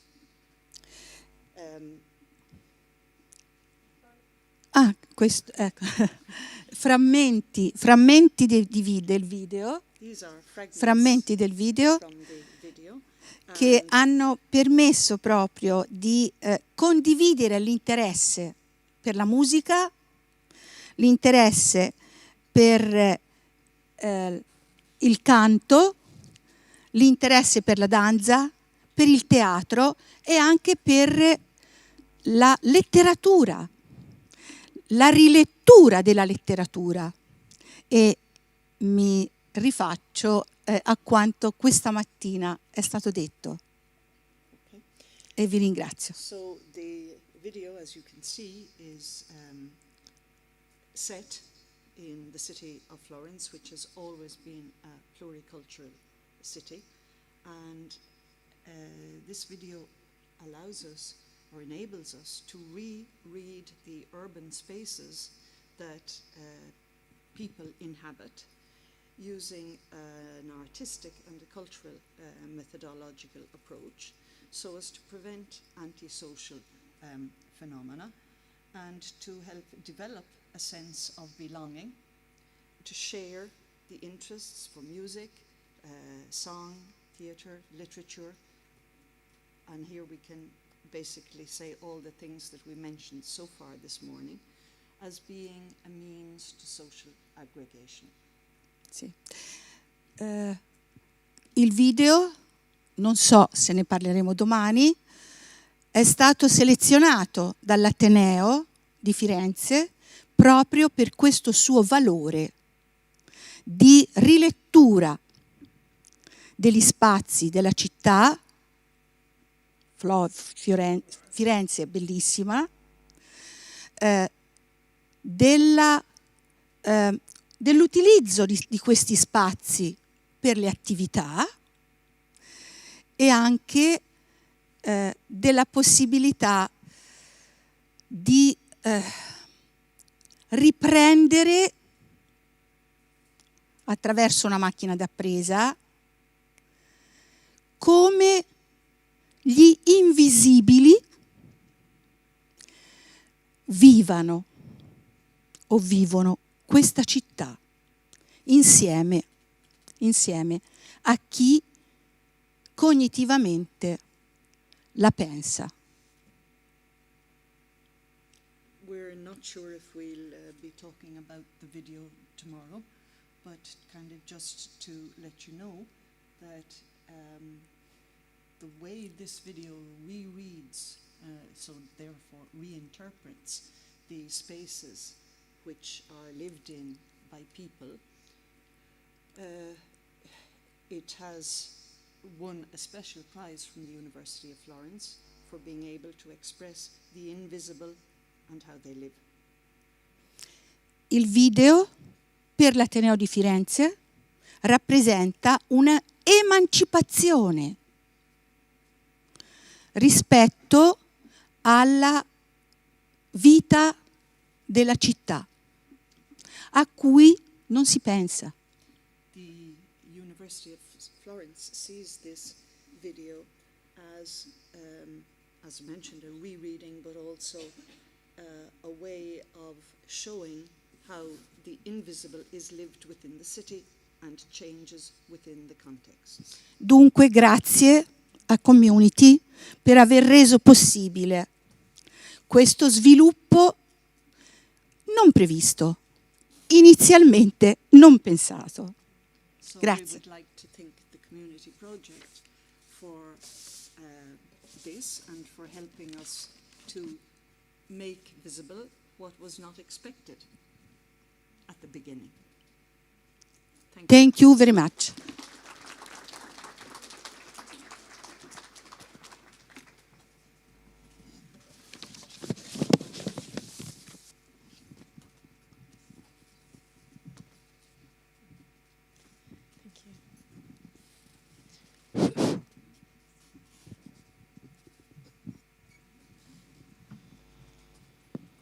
Thank you, Rafaela and Elizabeth.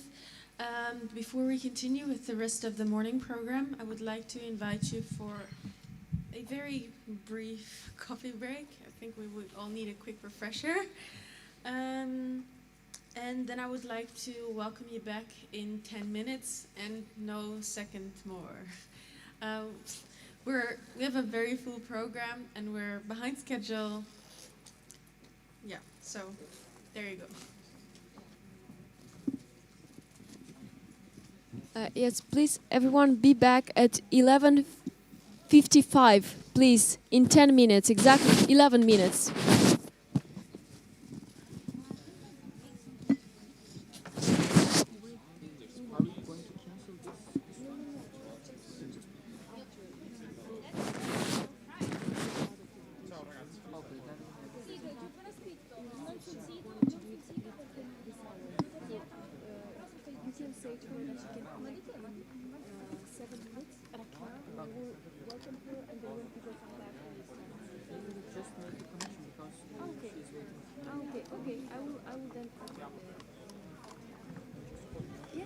Good morning. When I registered, I also sent you a theorem, a theoretical explanation about an idea I had. It's called a theorem officially, a sort of a theory. I sent you a theory about economy, and I asked you if you could introduce it in or integrate it in this kind of discussion. But apparently you don't know anything about it. Sorry, I didn't receive it. When I sent it my first. Did you send it via email? Yeah, I sent you a mail just to say that I'd like to come, and then I also sent you my with this theory.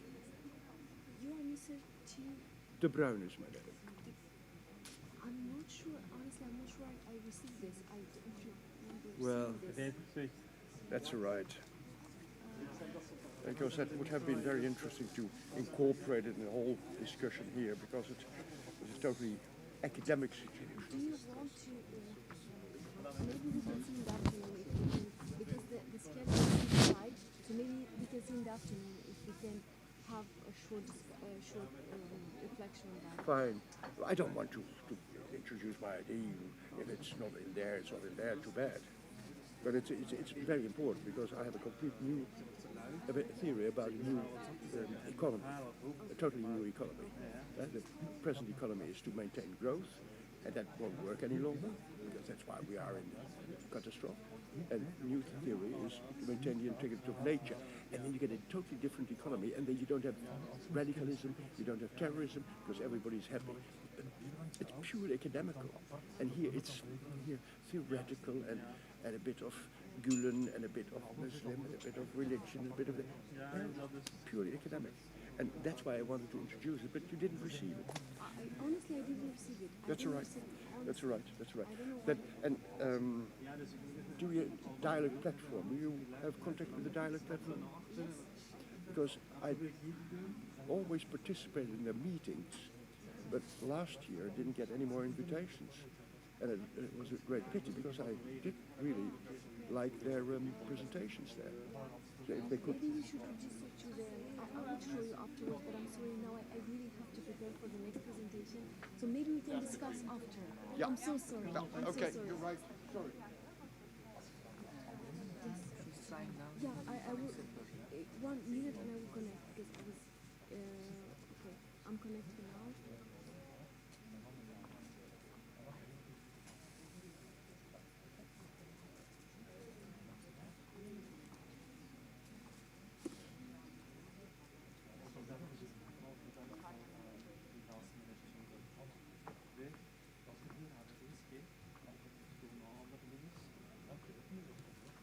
De HDMI krijg ik niet, krijg ik niet audio erbij. Je gebruikt ja, dat en ook de dingen. Ik heb deze allebei geprobeerd. Ja, dus deze keer dus ja, nu waarschijnlijk dus niet. Maar dankzij jou kan ik daar terug op. Ik dacht, weet dan het zou kunnen doen om de camera dan erop te nemen.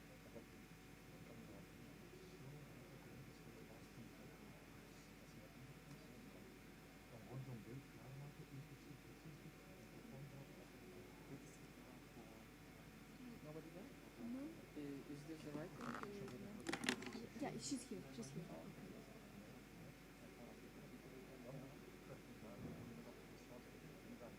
Hello.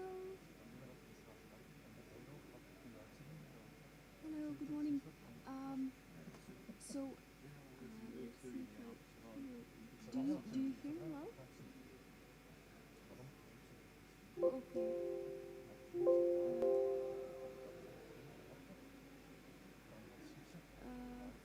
So can we put the sound is sound to try? Are you playing sound? Yeah. Just She say something? No, she talks, but I just have the volume from my computer. So how? Met haar is dat de audio van HDD moeten nemen? We are trying to switch the volume from the computer to the big screen, so people will hear you well. We are going to start in 5 minutes, because people are now in a break. So in 5 minutes we will start. Can you try sharing your screen to see if it works?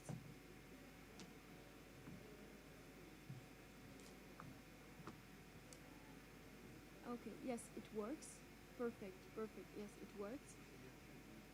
Yeah, and at some point I will mute myself, like I will mute the microphone of the computer, so that we are able to hear you.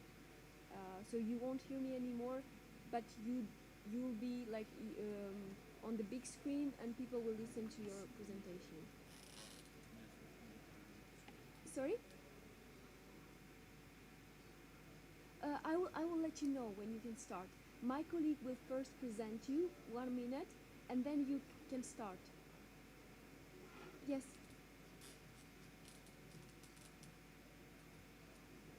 Yes. No, no, no, no, no. No, no, no, you just talk without any other interventions. No, no, no, of course, don't worry. Yes, yes. Yes, so we will wait for a few more minutes because people are getting their coffees. We are pretty behind the schedule, so we changed a bit the places so you could intervene at the same moment. I was told you were having another appointment, so we tried to arrange this. Thank you so much for intervening today and speaking. Yeah. Do you still hear me? Yeah. Yeah. Oh, okay. Now we hear. Now it's perfect. Yeah. Now we hear you like loudly. Okay, wonderful. Yeah. Perfect. Okay, thank you. Okay, I will just up. So, if you don't mind, we are still waiting a few minutes. You're fine, fine. I'm fine. Okay. Yeah. The volume, you need to regulate the volume on your computer. Yes. Oh yeah. Okay. Yes, yeah. Because he can't do it. Yeah, yeah, of course. Yeah, Okay. of course. I think now it's fine this way.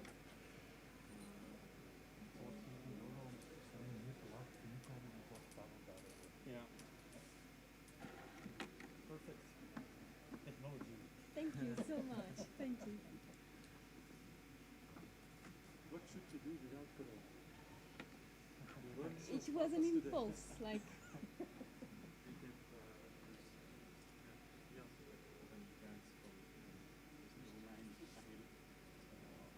I will go see if people are ready to come back and be here in 2 minutes. Don't worry, it's fine.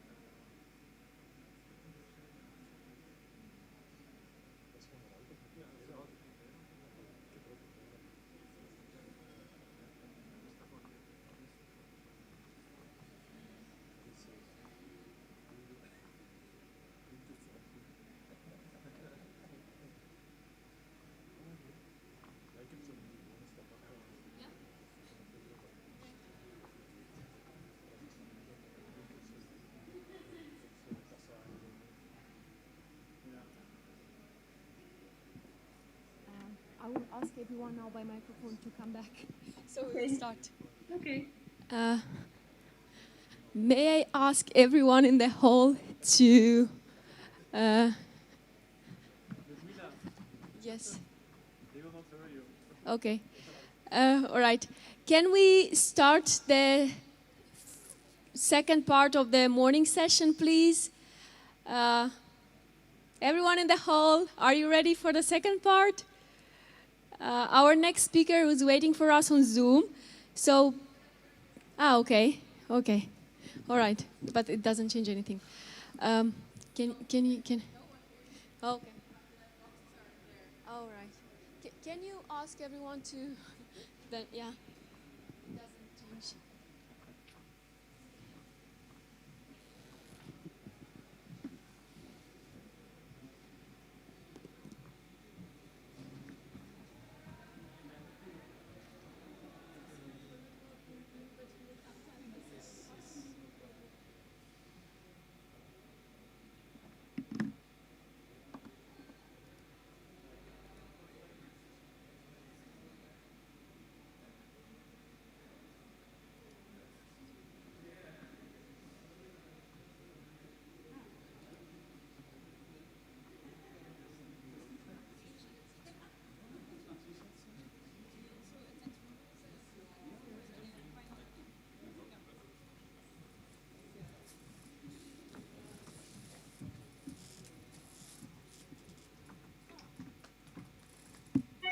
So people are coming back.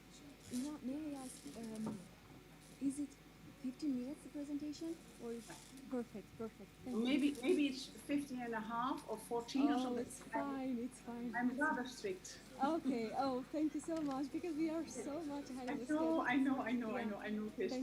Thank you. But But I don't feel hope- pressed. Don't feel pressed. I was just wondering. No, it's fine. Thank you. Thank you so much. I think one more minute. People are starting. Yeah. I think we can wait for one more minute. When does Hilda when does she have to take the people to the C1, 2, 3 at what time? It's going to be at 12:45. 12:45. Yeah, we have a delay. We are going to start lunch with a bit of delay, and then we will start a bit later As well. because we also have the. But I have to organize. Yeah, I have to. Yeah. Okay. Yeah. I'm so sorry.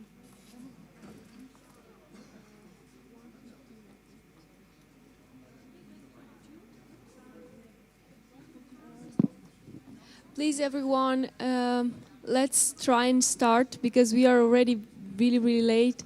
I'm sorry to press you, but let's try and have a seat, everyone. And Eva, okay.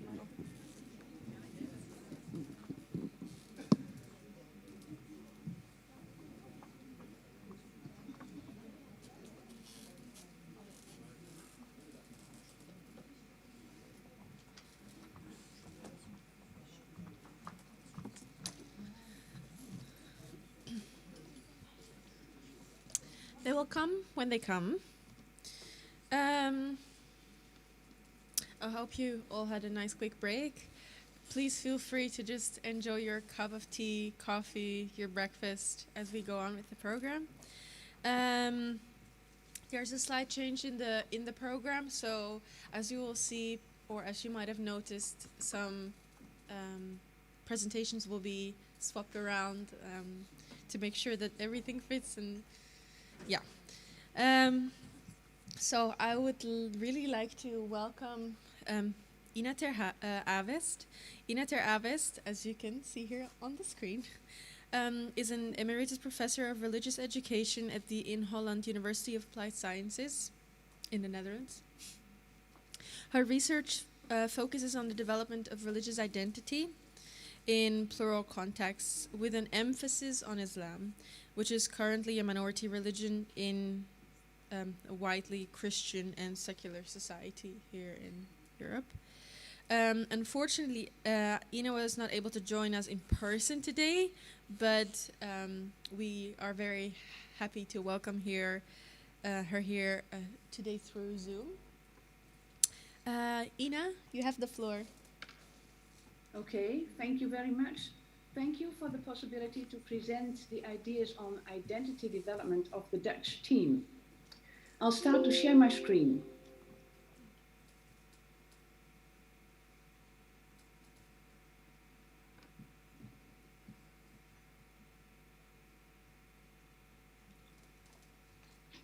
Identity, never without you, Nazmia Oral says to her mother in a provocative monologue at a theatre play.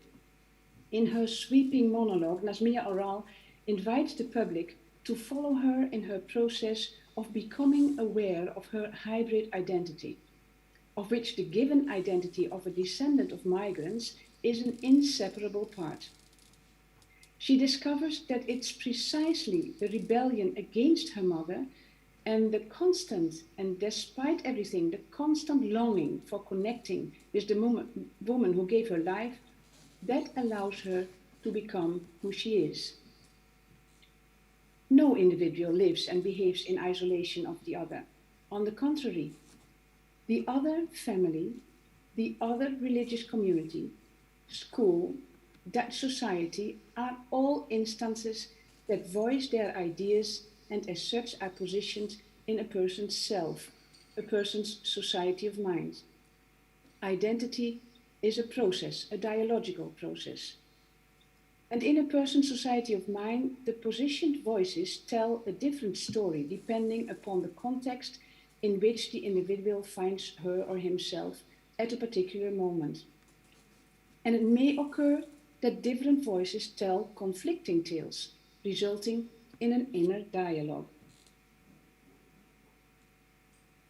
Identity, a process, but that used to be different in earlier days. In earlier days, identity was a given. A child was named as a daughter of or a son of, and thus an identity was given. Up to our time, descent plays an important role in identity development. Although family descent no longer always plays an overpowering role, it appears to be of lasting importance, in particular for children and young people with a migration background. In this context, one speaks of an assigned identity, and that means there is only one particular aspect that people see as dominant in the other's identity. The other, the child, the student, is seen as that Moroccan child, or that refugee child, or that Muslim. So what is meant by identity has changed. From an unambiguous understanding, we speak of a multiple or polyphonic conception of identity. In different contexts and in response to other stimuli, a certain facet or a certain voice of an identity can come to the fore. Multiple facets or voices sometimes compete for priority to be heard. The dialogical self theory describes this struggle and the diversity of positions, so-called I positions, that different voices can take in varying contexts. And according to this theory, identity is a dialogical process of different voices in the society of mind that are stimulated to position themselves and make themselves heard in a certain context. Flexibility in positioning is a feature of the identity conception according to the dialogical self theory. An example of this can be found in the story of a student who felt caught between the voice of her position as a daughter of her mother, a voice that forced her to organize a festive meal for the guests of her parents, and on the other hand, the voice of her position as an ambitious student, demanding to prepare well for a test. The voices, I as an obedient daughter and I as an obedient student, searched in dialogue for a new position that would be appropriate in the changing situation of a Moroccan family in the Netherlands. The new position created, that was the position of I can delegate, the position to delegate tasks while retaining ultimate responsibility, in this case, to delegate the task of preparing a meal for the guests to her younger sister. The environment in which a child or the student develops an own unique identity consists of several ever-widening circles. Each level is characterized by specific views and ways of doing things, what they think as normal. Is the place, the area the child lives in, and the school is situated in, characterized by, for example, low income and high unemployment rates, then some people see this as a context facilitating radicalization.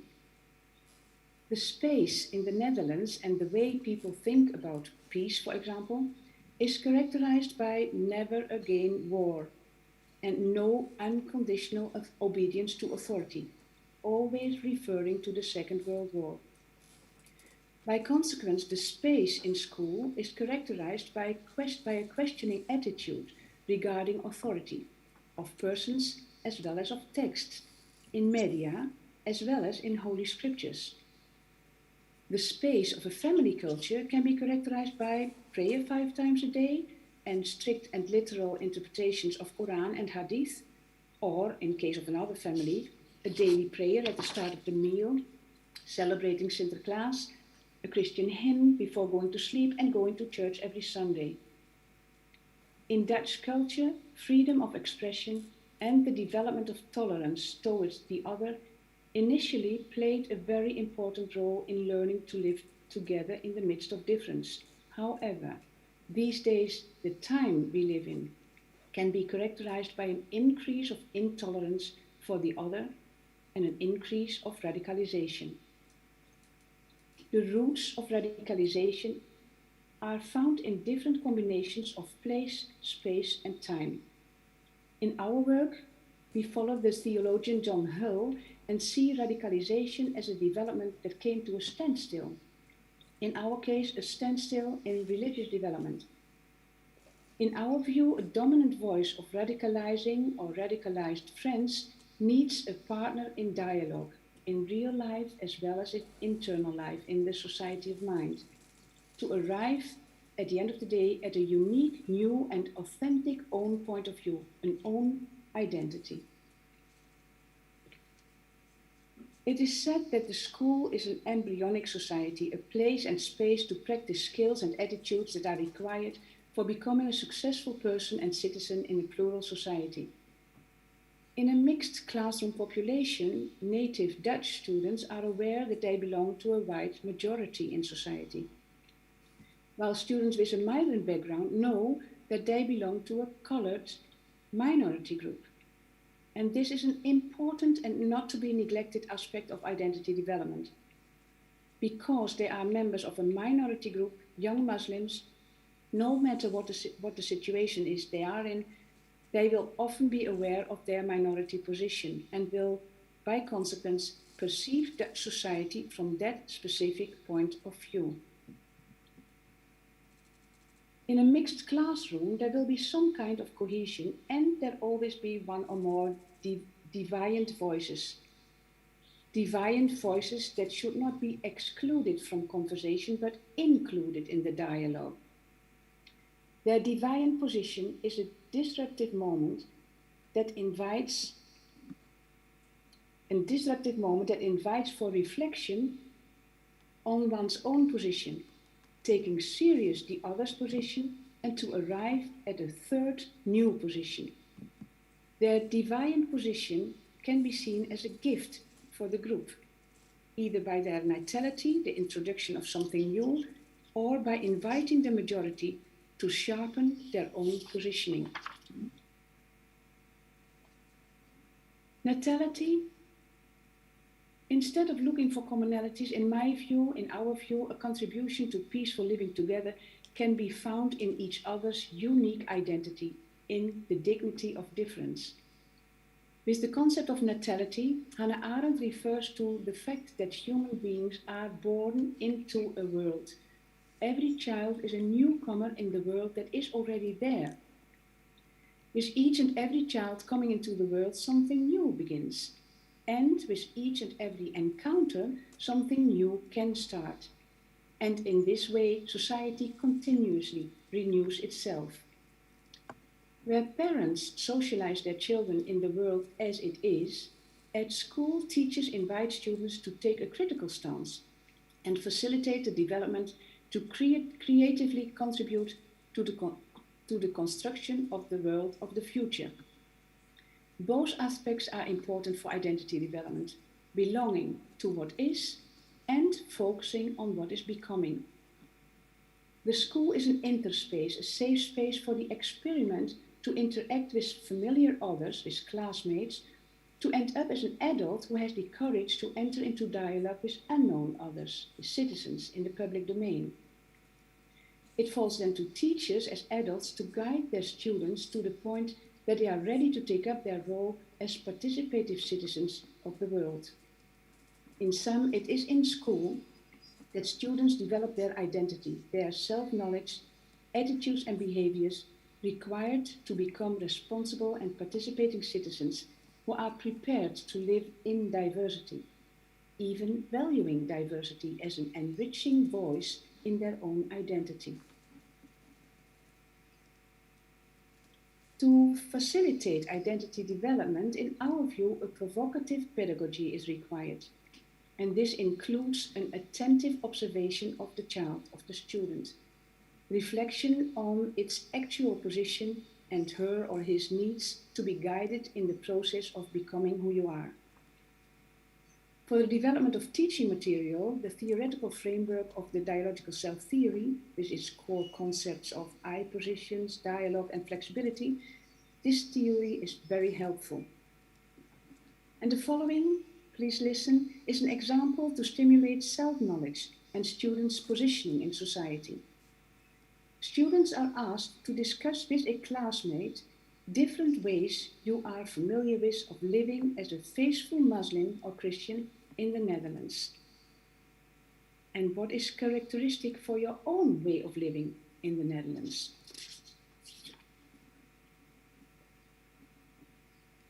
To stimulate further dialogue, a following assignment is given. How do you feel as a Muslim in the Dutch society, in a minority position?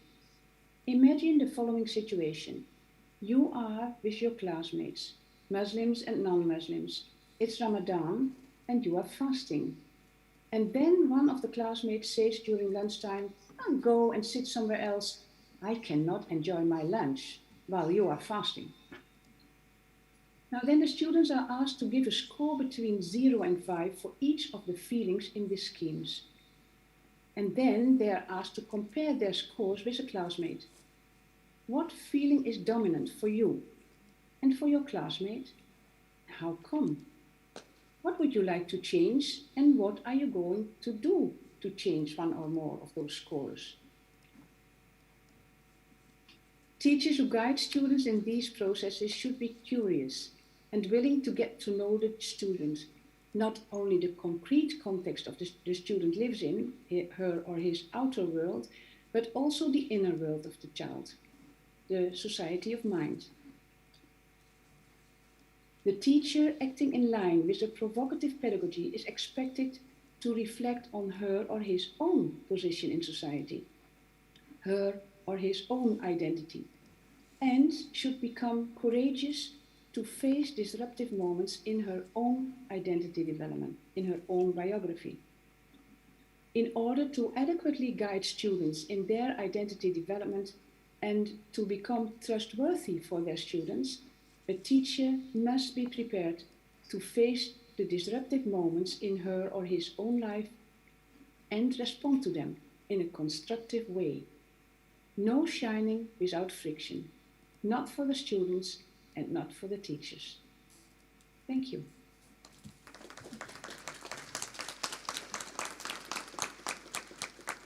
Thank you very much, Ina.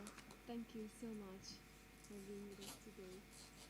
Maybe we can take one question, if there is any question with regard to the presentation, because Ina is going to disconnect soon. So if you have a question with regard to this specific presentation, maybe you should ask it now. No? There is, okay, there are no questions. Yes, there is? So. I think we have a question. Yeah. No? There is. No. Oh, okay. Okay. Thank you so much, Ina. Thank you for your presentation. Thank you. It was good to be with you. Thank you so much. Thank okay. you. Have a lovely Bye-bye. Thank you very much, Ina.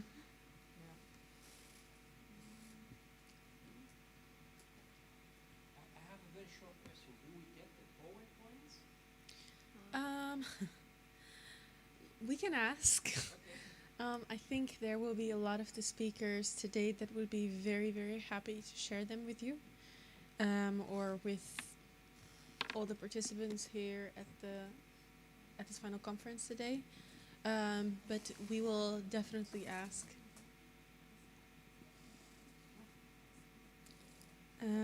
As a matter of fact, I'm sorry? Yeah. Definitely. It's also being this whole conference is being registered if you would like to watch it back, but I do think that in some cases having the PowerPoint could be perhaps useful. I would like to invite to the stage my very beloved colleague, Ferhat Göktepe. Ferhat is a researcher and associate professor and received his PhD in educational leadership and administration from Spalding University. As chief of the counterterrorism department in Turkey, he has extensive knowledge and expertise on the topics of counterterrorism, criminal justice, radicalism and radicalization, and violent extremism, which he combines with his knowledge on education. Ferhat will discuss the power and potential of art to build identity and resilience against radical narratives.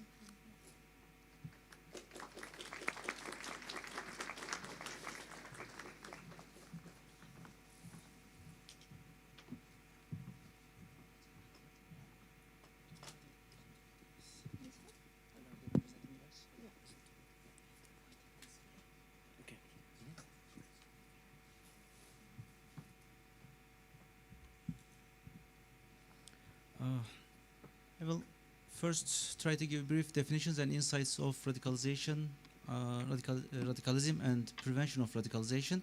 Then I will focus on the power of art in building identity and resilience against radical narratives and radicalization.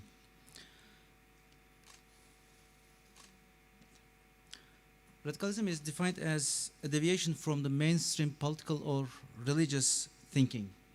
And radicalization is a process in which individuals or groups deviate from moderate mainstream beliefs and may adopt extreme views.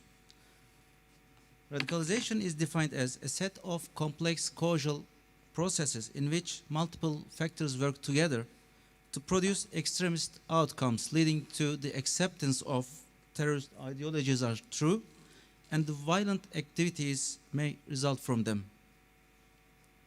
While radicalization sometimes leads to violence, it cannot be always equated with the terrorism. Some radicals are not violent or dangerous, but only want to address what they see as societal ills. An individual with radical ideas may have no desire to force others to accept their own ideas, their own views, and he may never engage in violence. Understanding how and why individuals become radicalized is crucial and can be used to better understand how to prevent and counter radicalization and also develop more effective strategies. The radicalization process is complicated. A certain level of reason is not always associated with the certain level of outcomes. It is driven by underlying ideological, religious, economic, and psychological, emotional, and also group-based motivational factors, and it is not always easy to model it. Push factors refer to disadvantages characteristics in the environment that leads person to radical narratives such as unemployment, poverty, and parental incarceration, physical or sexual abuse or neglect. And alternatively, pull factors refer to the group's characteristics that a person finds attractive, such as social identity, an expectation of making money from the group, or belonging from peers. And in terms of exit, push and pull factors function relatively the same as an entry. The only thing that changes is the direction of individual's path, his perception, the way of his thinking. Instead of being pushed into radical narratives, the individual's acceptance now just takes away him from the movement, from the radical narratives.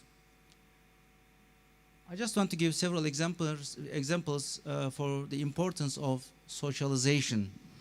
For example, ISIS set up a tea house in the Adıyaman city of Turkey, just to serve as a hub where ISIS members meet the prospective candidates for the recruitment and to make the initial contacts. It was reported that around 50 people visited this tea house every day, and by 2015, it had facilitated recruitment of around 300 members just using the tea house. And similarly, Al-Qaeda organized picnics to motivate the prospective recruits and also their new members. Many left-wing and right-wing terrorist groups, extremist groups, also use public places to make the initial contact with potential recruits, potential candidates, to identify them, such as art centers, youth centers, like musical instrument courses, immigration centers, concerts, picnics, and etc. Because like terrorist activities, prevention and countermeasures also send a message to both the terrorists and also the community. The fight against terrorism is as much a form of communication as terrorism itself. It is very important to give required messages, the true messages, to the target audience. And children and young people are particularly susceptible to radicalization. Many young people seek answers to questions about identity, faith, their religion, belonging, and they also seek adventure and enthusiasm. Radical groups promise answers and a sense of identity to vulnerable teenagers. So it is vital to help young people develop resilience to harmful influencers and enable them to build self-confidence, self-worth, and critical thinking, breaking the spread of radical views through creative activities to protect students from radicalizing influences is an essential part of the protection role. A review exploring the effects of participating in creative activities found that increased self-esteem, sense of achievement, empowerment, social skills, and encouraging social engagement are some of the commonly reported benefits of participating in such activities. These characteristics have been linked to resilience, and resilience is defined as the ability to adapt and cope successfully despite threatening and challenging situations. Intrinsic resilience factors, they are kept within individual and include the need to feel a sense of belonging and feel secure, self-efficacy, and self-esteem. And there are extrinsic factors, and these depend on others and include having a secure attachment and relationship, access to broader support from family and friends, and positive school and social experiences. Also, related research has found that participating in art activities affects some intrinsic and extrinsic components of resilience. Participation in art programs has been associated with positive youth development, such as the development of social skills, positive changes in behavior, social and emotional development, decrease in emotional problems, and the promotion of social development and well-being. And arts can play an important role in identity development. Participants in the youth arts program associated identity with a sense of belonging through the opportunity to discover and learn about themselves and meet different like-minded people and also the same experiences.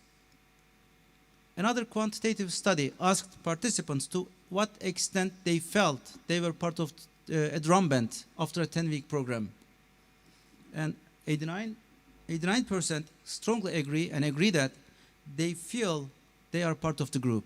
And 92% strongly agree that they enjoy being part of the group. These are important results. It is suggested that the main ways that art activities may contribute to resilience are to encourage individual expression and strengthen social connections, and to increase a sense of mastery and control. The increased self-confidence and self-esteem arose from feeling valued, being treated like an adult, overcoming challenges, and having purpose. Additionally, another research found that participating in art activities most significantly provides a sense of meaning and purpose in life, which is a very important point also. And the drama-based project participants stated that the event helped build trust and reciprocity among the group, thus helping to develop more positive relationships. This also extended to establishing closer relationships with family members. It is also essential to recognize that the experience of participants in such programs is not always positive. This is one of the most important points that should be observed during these programs, these activities. One study reported that some participants felt excluded by a larger group. And some participants in another study, they reported disapproval and teasing from some of their peers. And since we are dealing with human, there is no one-size-fits-all approach. Policies regarding methods and participants should be decided upon. Prevention activities are always cheaper and need fewer resources. Participating in art activities can help pupils, young people, gain confidence, pursue their own thoughts, and express themselves without fear of being wrong. This can be a powerful way to build confidence, resilience, and character. They learn to resist the different reviews their work may receive also. Better manage rejection and acknowledge that that is normal for not everyone to like their art. Art gives them a chance to create something about themselves that is not related to their image, but instead focuses on their ideas, their creativity, their personality. And these activities can also give pupils who are not always at the top academically the chance to increase their self-confidence, self-esteem, and their trust in other ways, in other activities. Art also provides teaching materials to empower teachers to overcome some of the difficulties of discussing with misinformed or upset students about difficult topics such as religion, religious extremism. And lastly, being present does not indicate the interest or participation in the activity. So using different art activities and allowing the participants to participate in their own choices can be important when developing different activities, different projects, different strategies.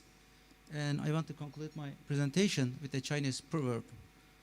Tell me and I will forget, show me and I may remember, involve me and I will understand. We are using, as people who are trying to prevent radicalization, we are using the same tool the extremists use. So we should be very careful about our activities and the messages we give. Thank you very much.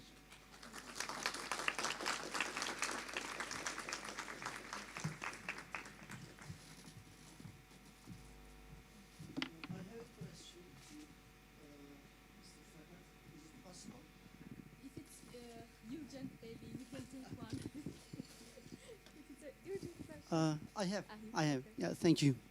So it's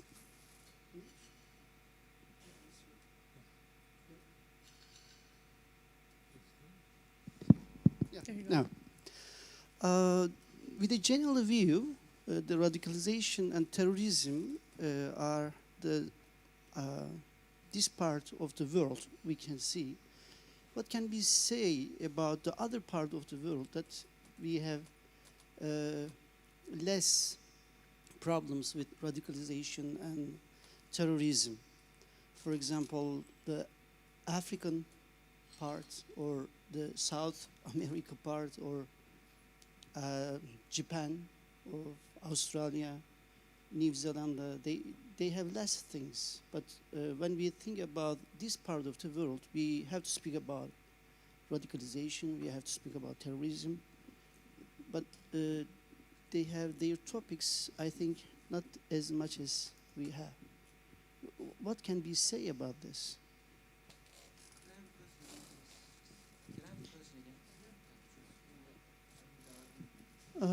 What can be said about not seeing radicalization and terrorism problems in Africa, in South America, in Australia? Or they have less problem about this, but in Europe and America or Canada, they have those problems.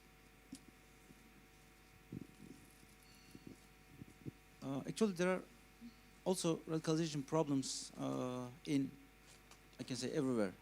Because as I try to mention, the radicalization itself is not always equated with the terrorism. So, and of course it is on different levels, and the outcomes are also different. And one of the important factors, I believe, is the reachability of the countries. For example, it is somewhat easier, for example, to come here from different areas of the region. And also the expectations and the message the terrorist groups wants to give. For example, if a terrorist groups, there are also several terrorist groups and extremists operating in Africa, but it is not maybe heard as it was, affected in the Europe.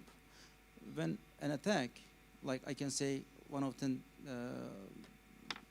which has less importance than Africa, or which has more destruction in Africa, if it happens in Europe, it is more, it becomes more important and, yeah, discussable and visible.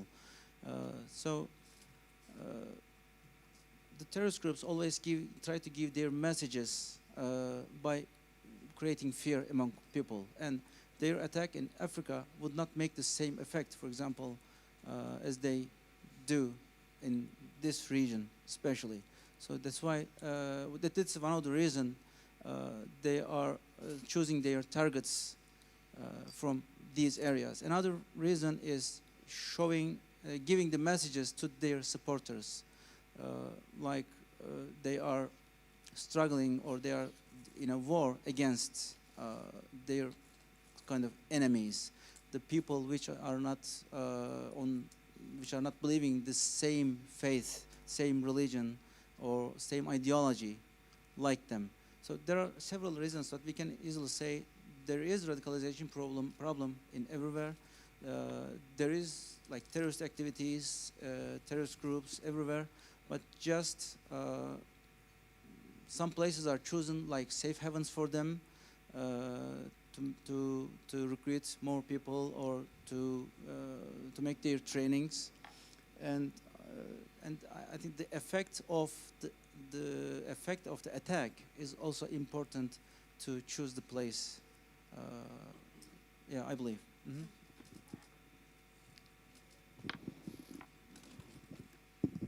Thank you. If we can go over the program, and then we will have still some questions time. Thank you. All right.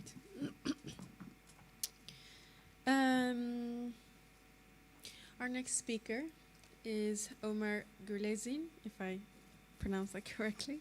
He's a researcher in sociology and psychology of religion, and recently obtained his PhD on the social cultural aspects of Turkish Islam in the Netherlands at the Center for the Study of Religion at Leiden University.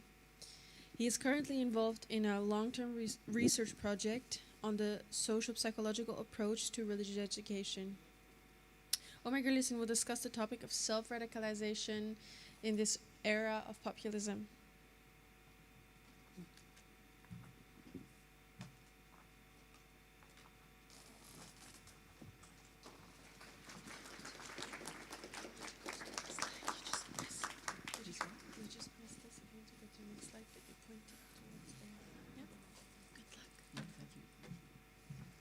Good afternoon, everyone.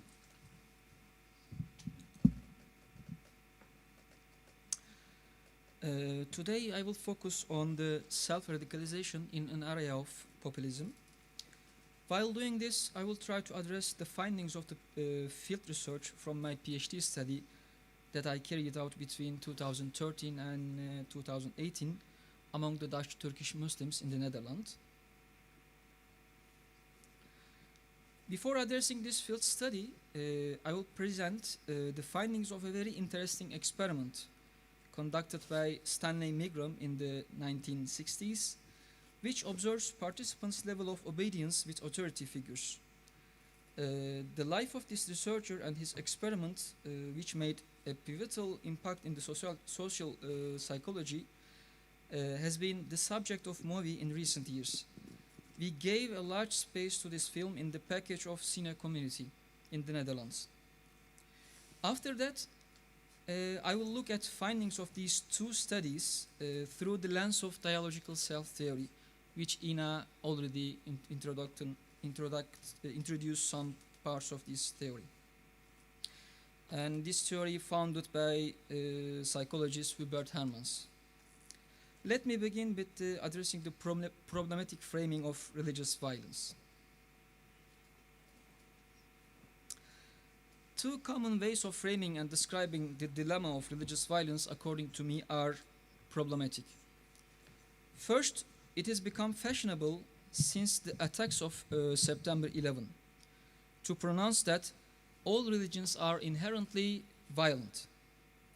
A second approach, which is very popular among the believers, frames religious violence as the exception of the rule.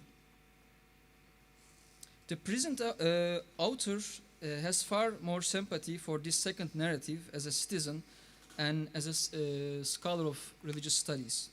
But intellectual honesty and analytical consistency demand that we consider whether this frame may be too confident and too optimistic in the progress of pluralism. The aim of today's inquiry is firstly to shed light on the psychological mechanism behind the self-radicalization and the interaction between the individual and the environment during the radicalization process. Another goal of this presentation is to get the listener to move beyond the two approaches addressed above. Its goal is to train ears to hear the complex music of religious violence and to make people more sensitive to religious violence in an era of populism. One of the most impressive examples of the power of self-radicalization is found in Milgram's classical experiments on obedience.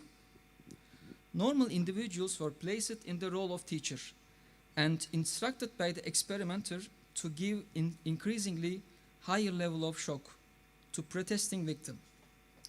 His victim assumed the role of learner in a simple memory task, but was actually an assistant of the experimenter and pretend to feel pain due to electrical shocks.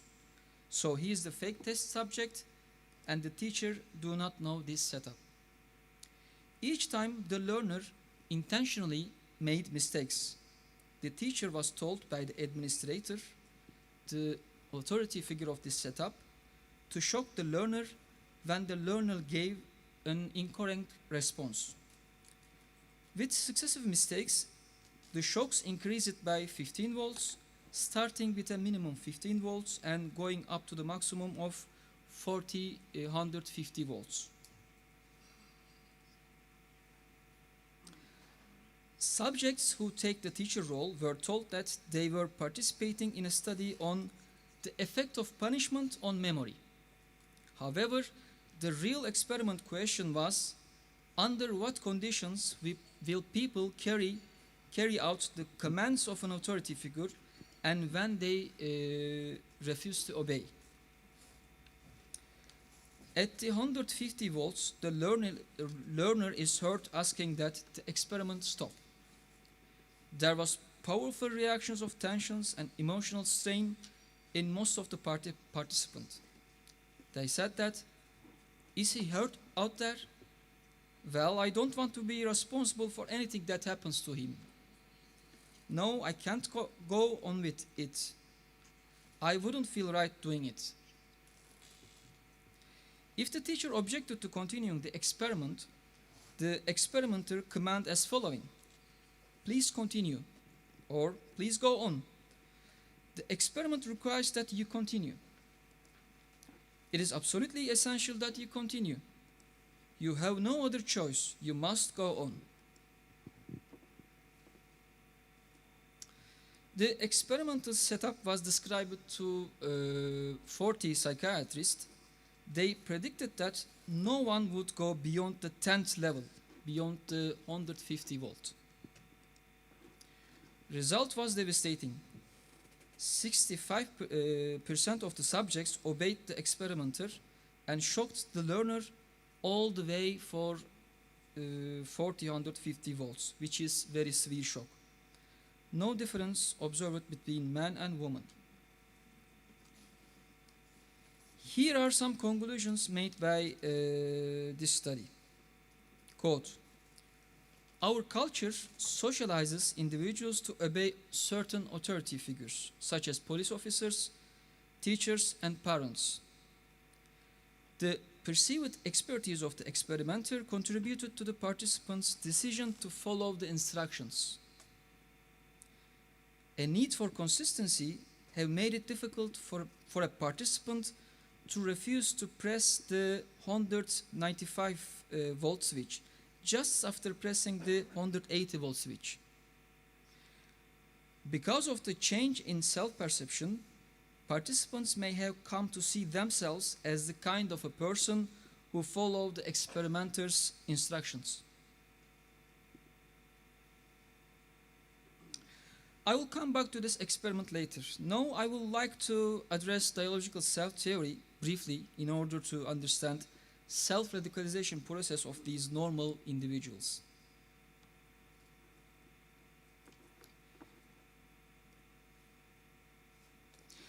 Dialogical self-theory is a new development in social sciences that considers the self as an internal society of voices. They contradict, oppose, fight, but also can cooperate with each other. When society becomes more complex and diversified, also the self becomes more complex and diversified. According to DST, related to the context, some of our positions and their voices come to the fore, or it can be silenced. For example, in this presentation, I take the role of an academic and my position, I as an academic, is dominant. And the position, I as an Ajax supporter, or I as a fanatic, is silenced. Going to the stadium, when take the role of Ajax supporter, it will be the other way around. In a similar way, the concept of moderate and fanatic religion can be understood. In one situation, the position of I as a moderate person can be triggered, while at another situation, the views of belonging to the position I as a fanatic come to the fore. One of the key concepts of the dialogical self-theory is the society of mind. The society of mind is represented by two concentric circles. The inner circle representing internal domain of the self, a person's characteristic qualities, like I as a humble person, I as a strict believer. The outer circle representing the external domain of the self, all that is part of my life, all that belongs to me, like my colleagues, my mother, my religion. For the development and the creation of certain forms and motivation of religiosity, strong correlations are necessary in both the internal and external domain of the self. So let's look at the figure of society of mind of Muslim individual. In this figure, you see the average internal and external position of a Muslim individual with different religious orientation that I identified in my qualitative and quantitative studies during the research period. If we look at this figure, for example, we see that Muslim participants simultaneously expressed somehow extremist and moderate voices, religious voices, together. Based on my field study, I observed that these different religious voices can, to a certain extent, be reconciled, even if they show very different and contradictory religious forms and motivations. Just as postmodern relativism has drawn attention to the coexistence of disparate views and interpretations, even within one person at the same time. As you can see in these circles, the I positions are written in as small or big letters, referring to their dominant or silenced voice. One of the main elements of the DST is promoter position, which promotes the developments of the position repertoire. It is often linked to an external position, such as that of a mentor, coach, good friend, or this can also be charismatic political or religious leader who played or plays a helpful role in one's life. If the populist political or religious authorities, for example, dominates one's society of mind, we may face with a more radical prophetic figure with such an external position, my prophet as warrior. Internal positions such as I as a dogmatic believer, I as insecure, I as a group member, and other external positions such as my strong imams, my home country, can be triggered.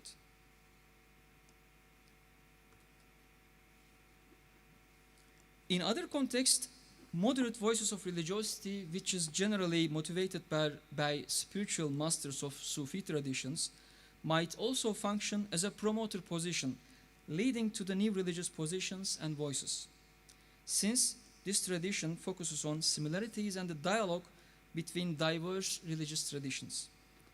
In a certain situation, if the spiritual voices dominates one's society of mind, we may face with a more moderate prophetic figure as an external position such as my prophet as meaning seeker.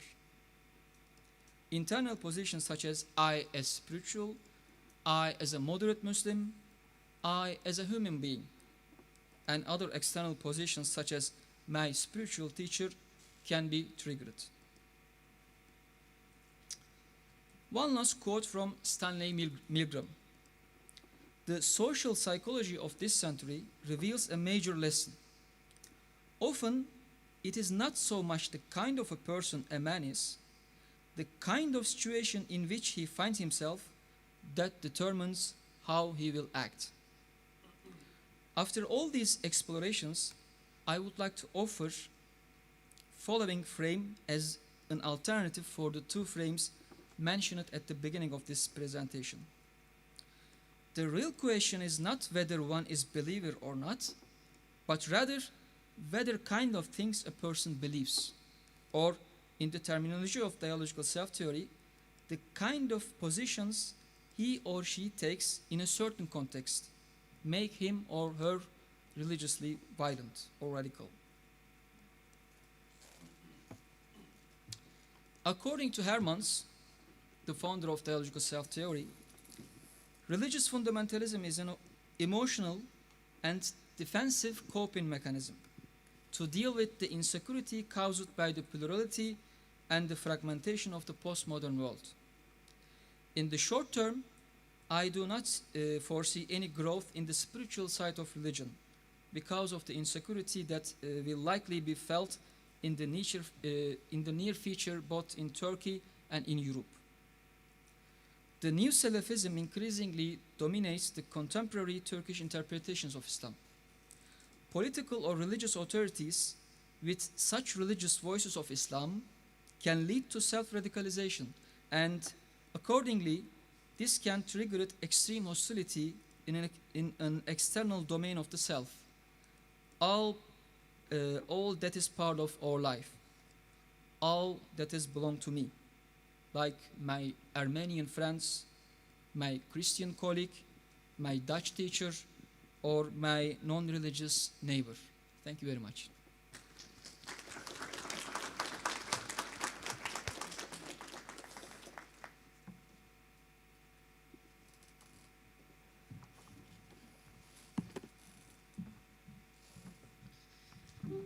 Thank you, Emmer. Personally, that was very eye-opening. Thank you very much. Before lunch, we are going into the individual workshop groups that you've most probably signed yourself up for. So the following speakers will each give a workshop in which they will present our findings or models that we have used over the past 2 years within the community project, and that have helped to prevent radicalization, stimulate critical thinking, and build resilience. Wrong page. I would like to welcome Pilar Barniez, Oguz Hanrahimi, and Hakan Ayçiçek. Pilar is an activity coordinator and intercultural mediator in the Spanish non-profit organization Alcoforum. Within the organization, she is currently involved in several projects co-funded by the European Commission, and she focuses on the prevention of youth radicalization and the inclusion of migrants in host communities. She designs, organizes, and carries out events related to intercultural dialogue in Barcelona. Pilar will present a model focused on the importance of interfaith gatherings, in which music, mutual understanding, and reflecting on the scriptures of the three main monotheistic religions come together. She will be in room C003 for the people that signed up for the interfaith gathering workshop.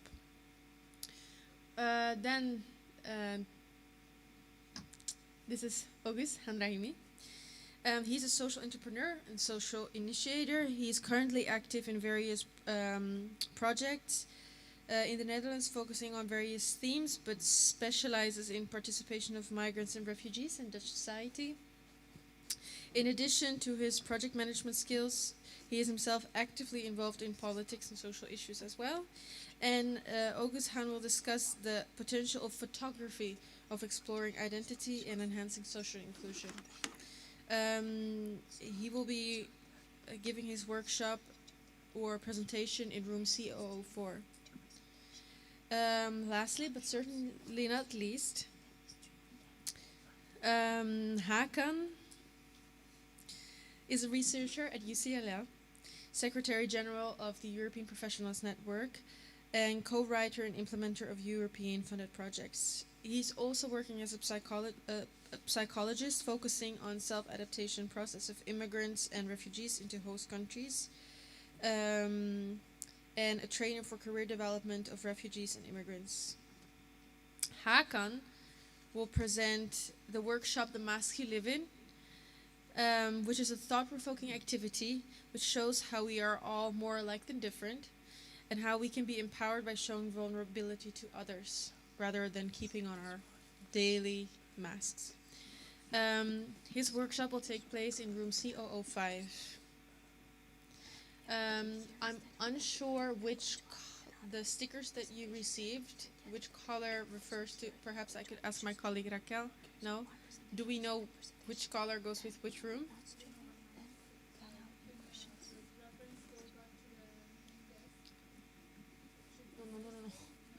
If you remember which, I'm sure you remember which workshop you signed up for. Interfaith gatherings with Pilar is orange.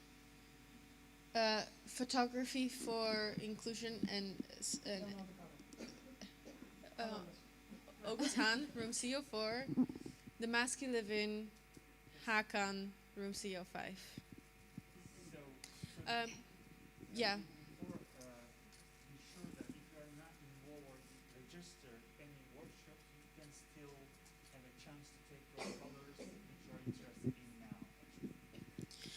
We do this for COVID reasons because each room only has a certain capacity of people that that we can ethically put into a room given the health circumstances. Thank you very much. If you don't have a sticker yet, I will be at the desk to sign you up for each one of them. I would like to mention lastly that the workshops, this is only, it's not enough. It was supposed to be half an hour. So we will have the presentations until in the rooms until 1:30, and then 1:30 we come back, we have lunch till 2:30, and then we continue the program. So we will still have 1 hour for lunch, no worries. Yes, so you are now asked to follow one of the three speakers and trainers.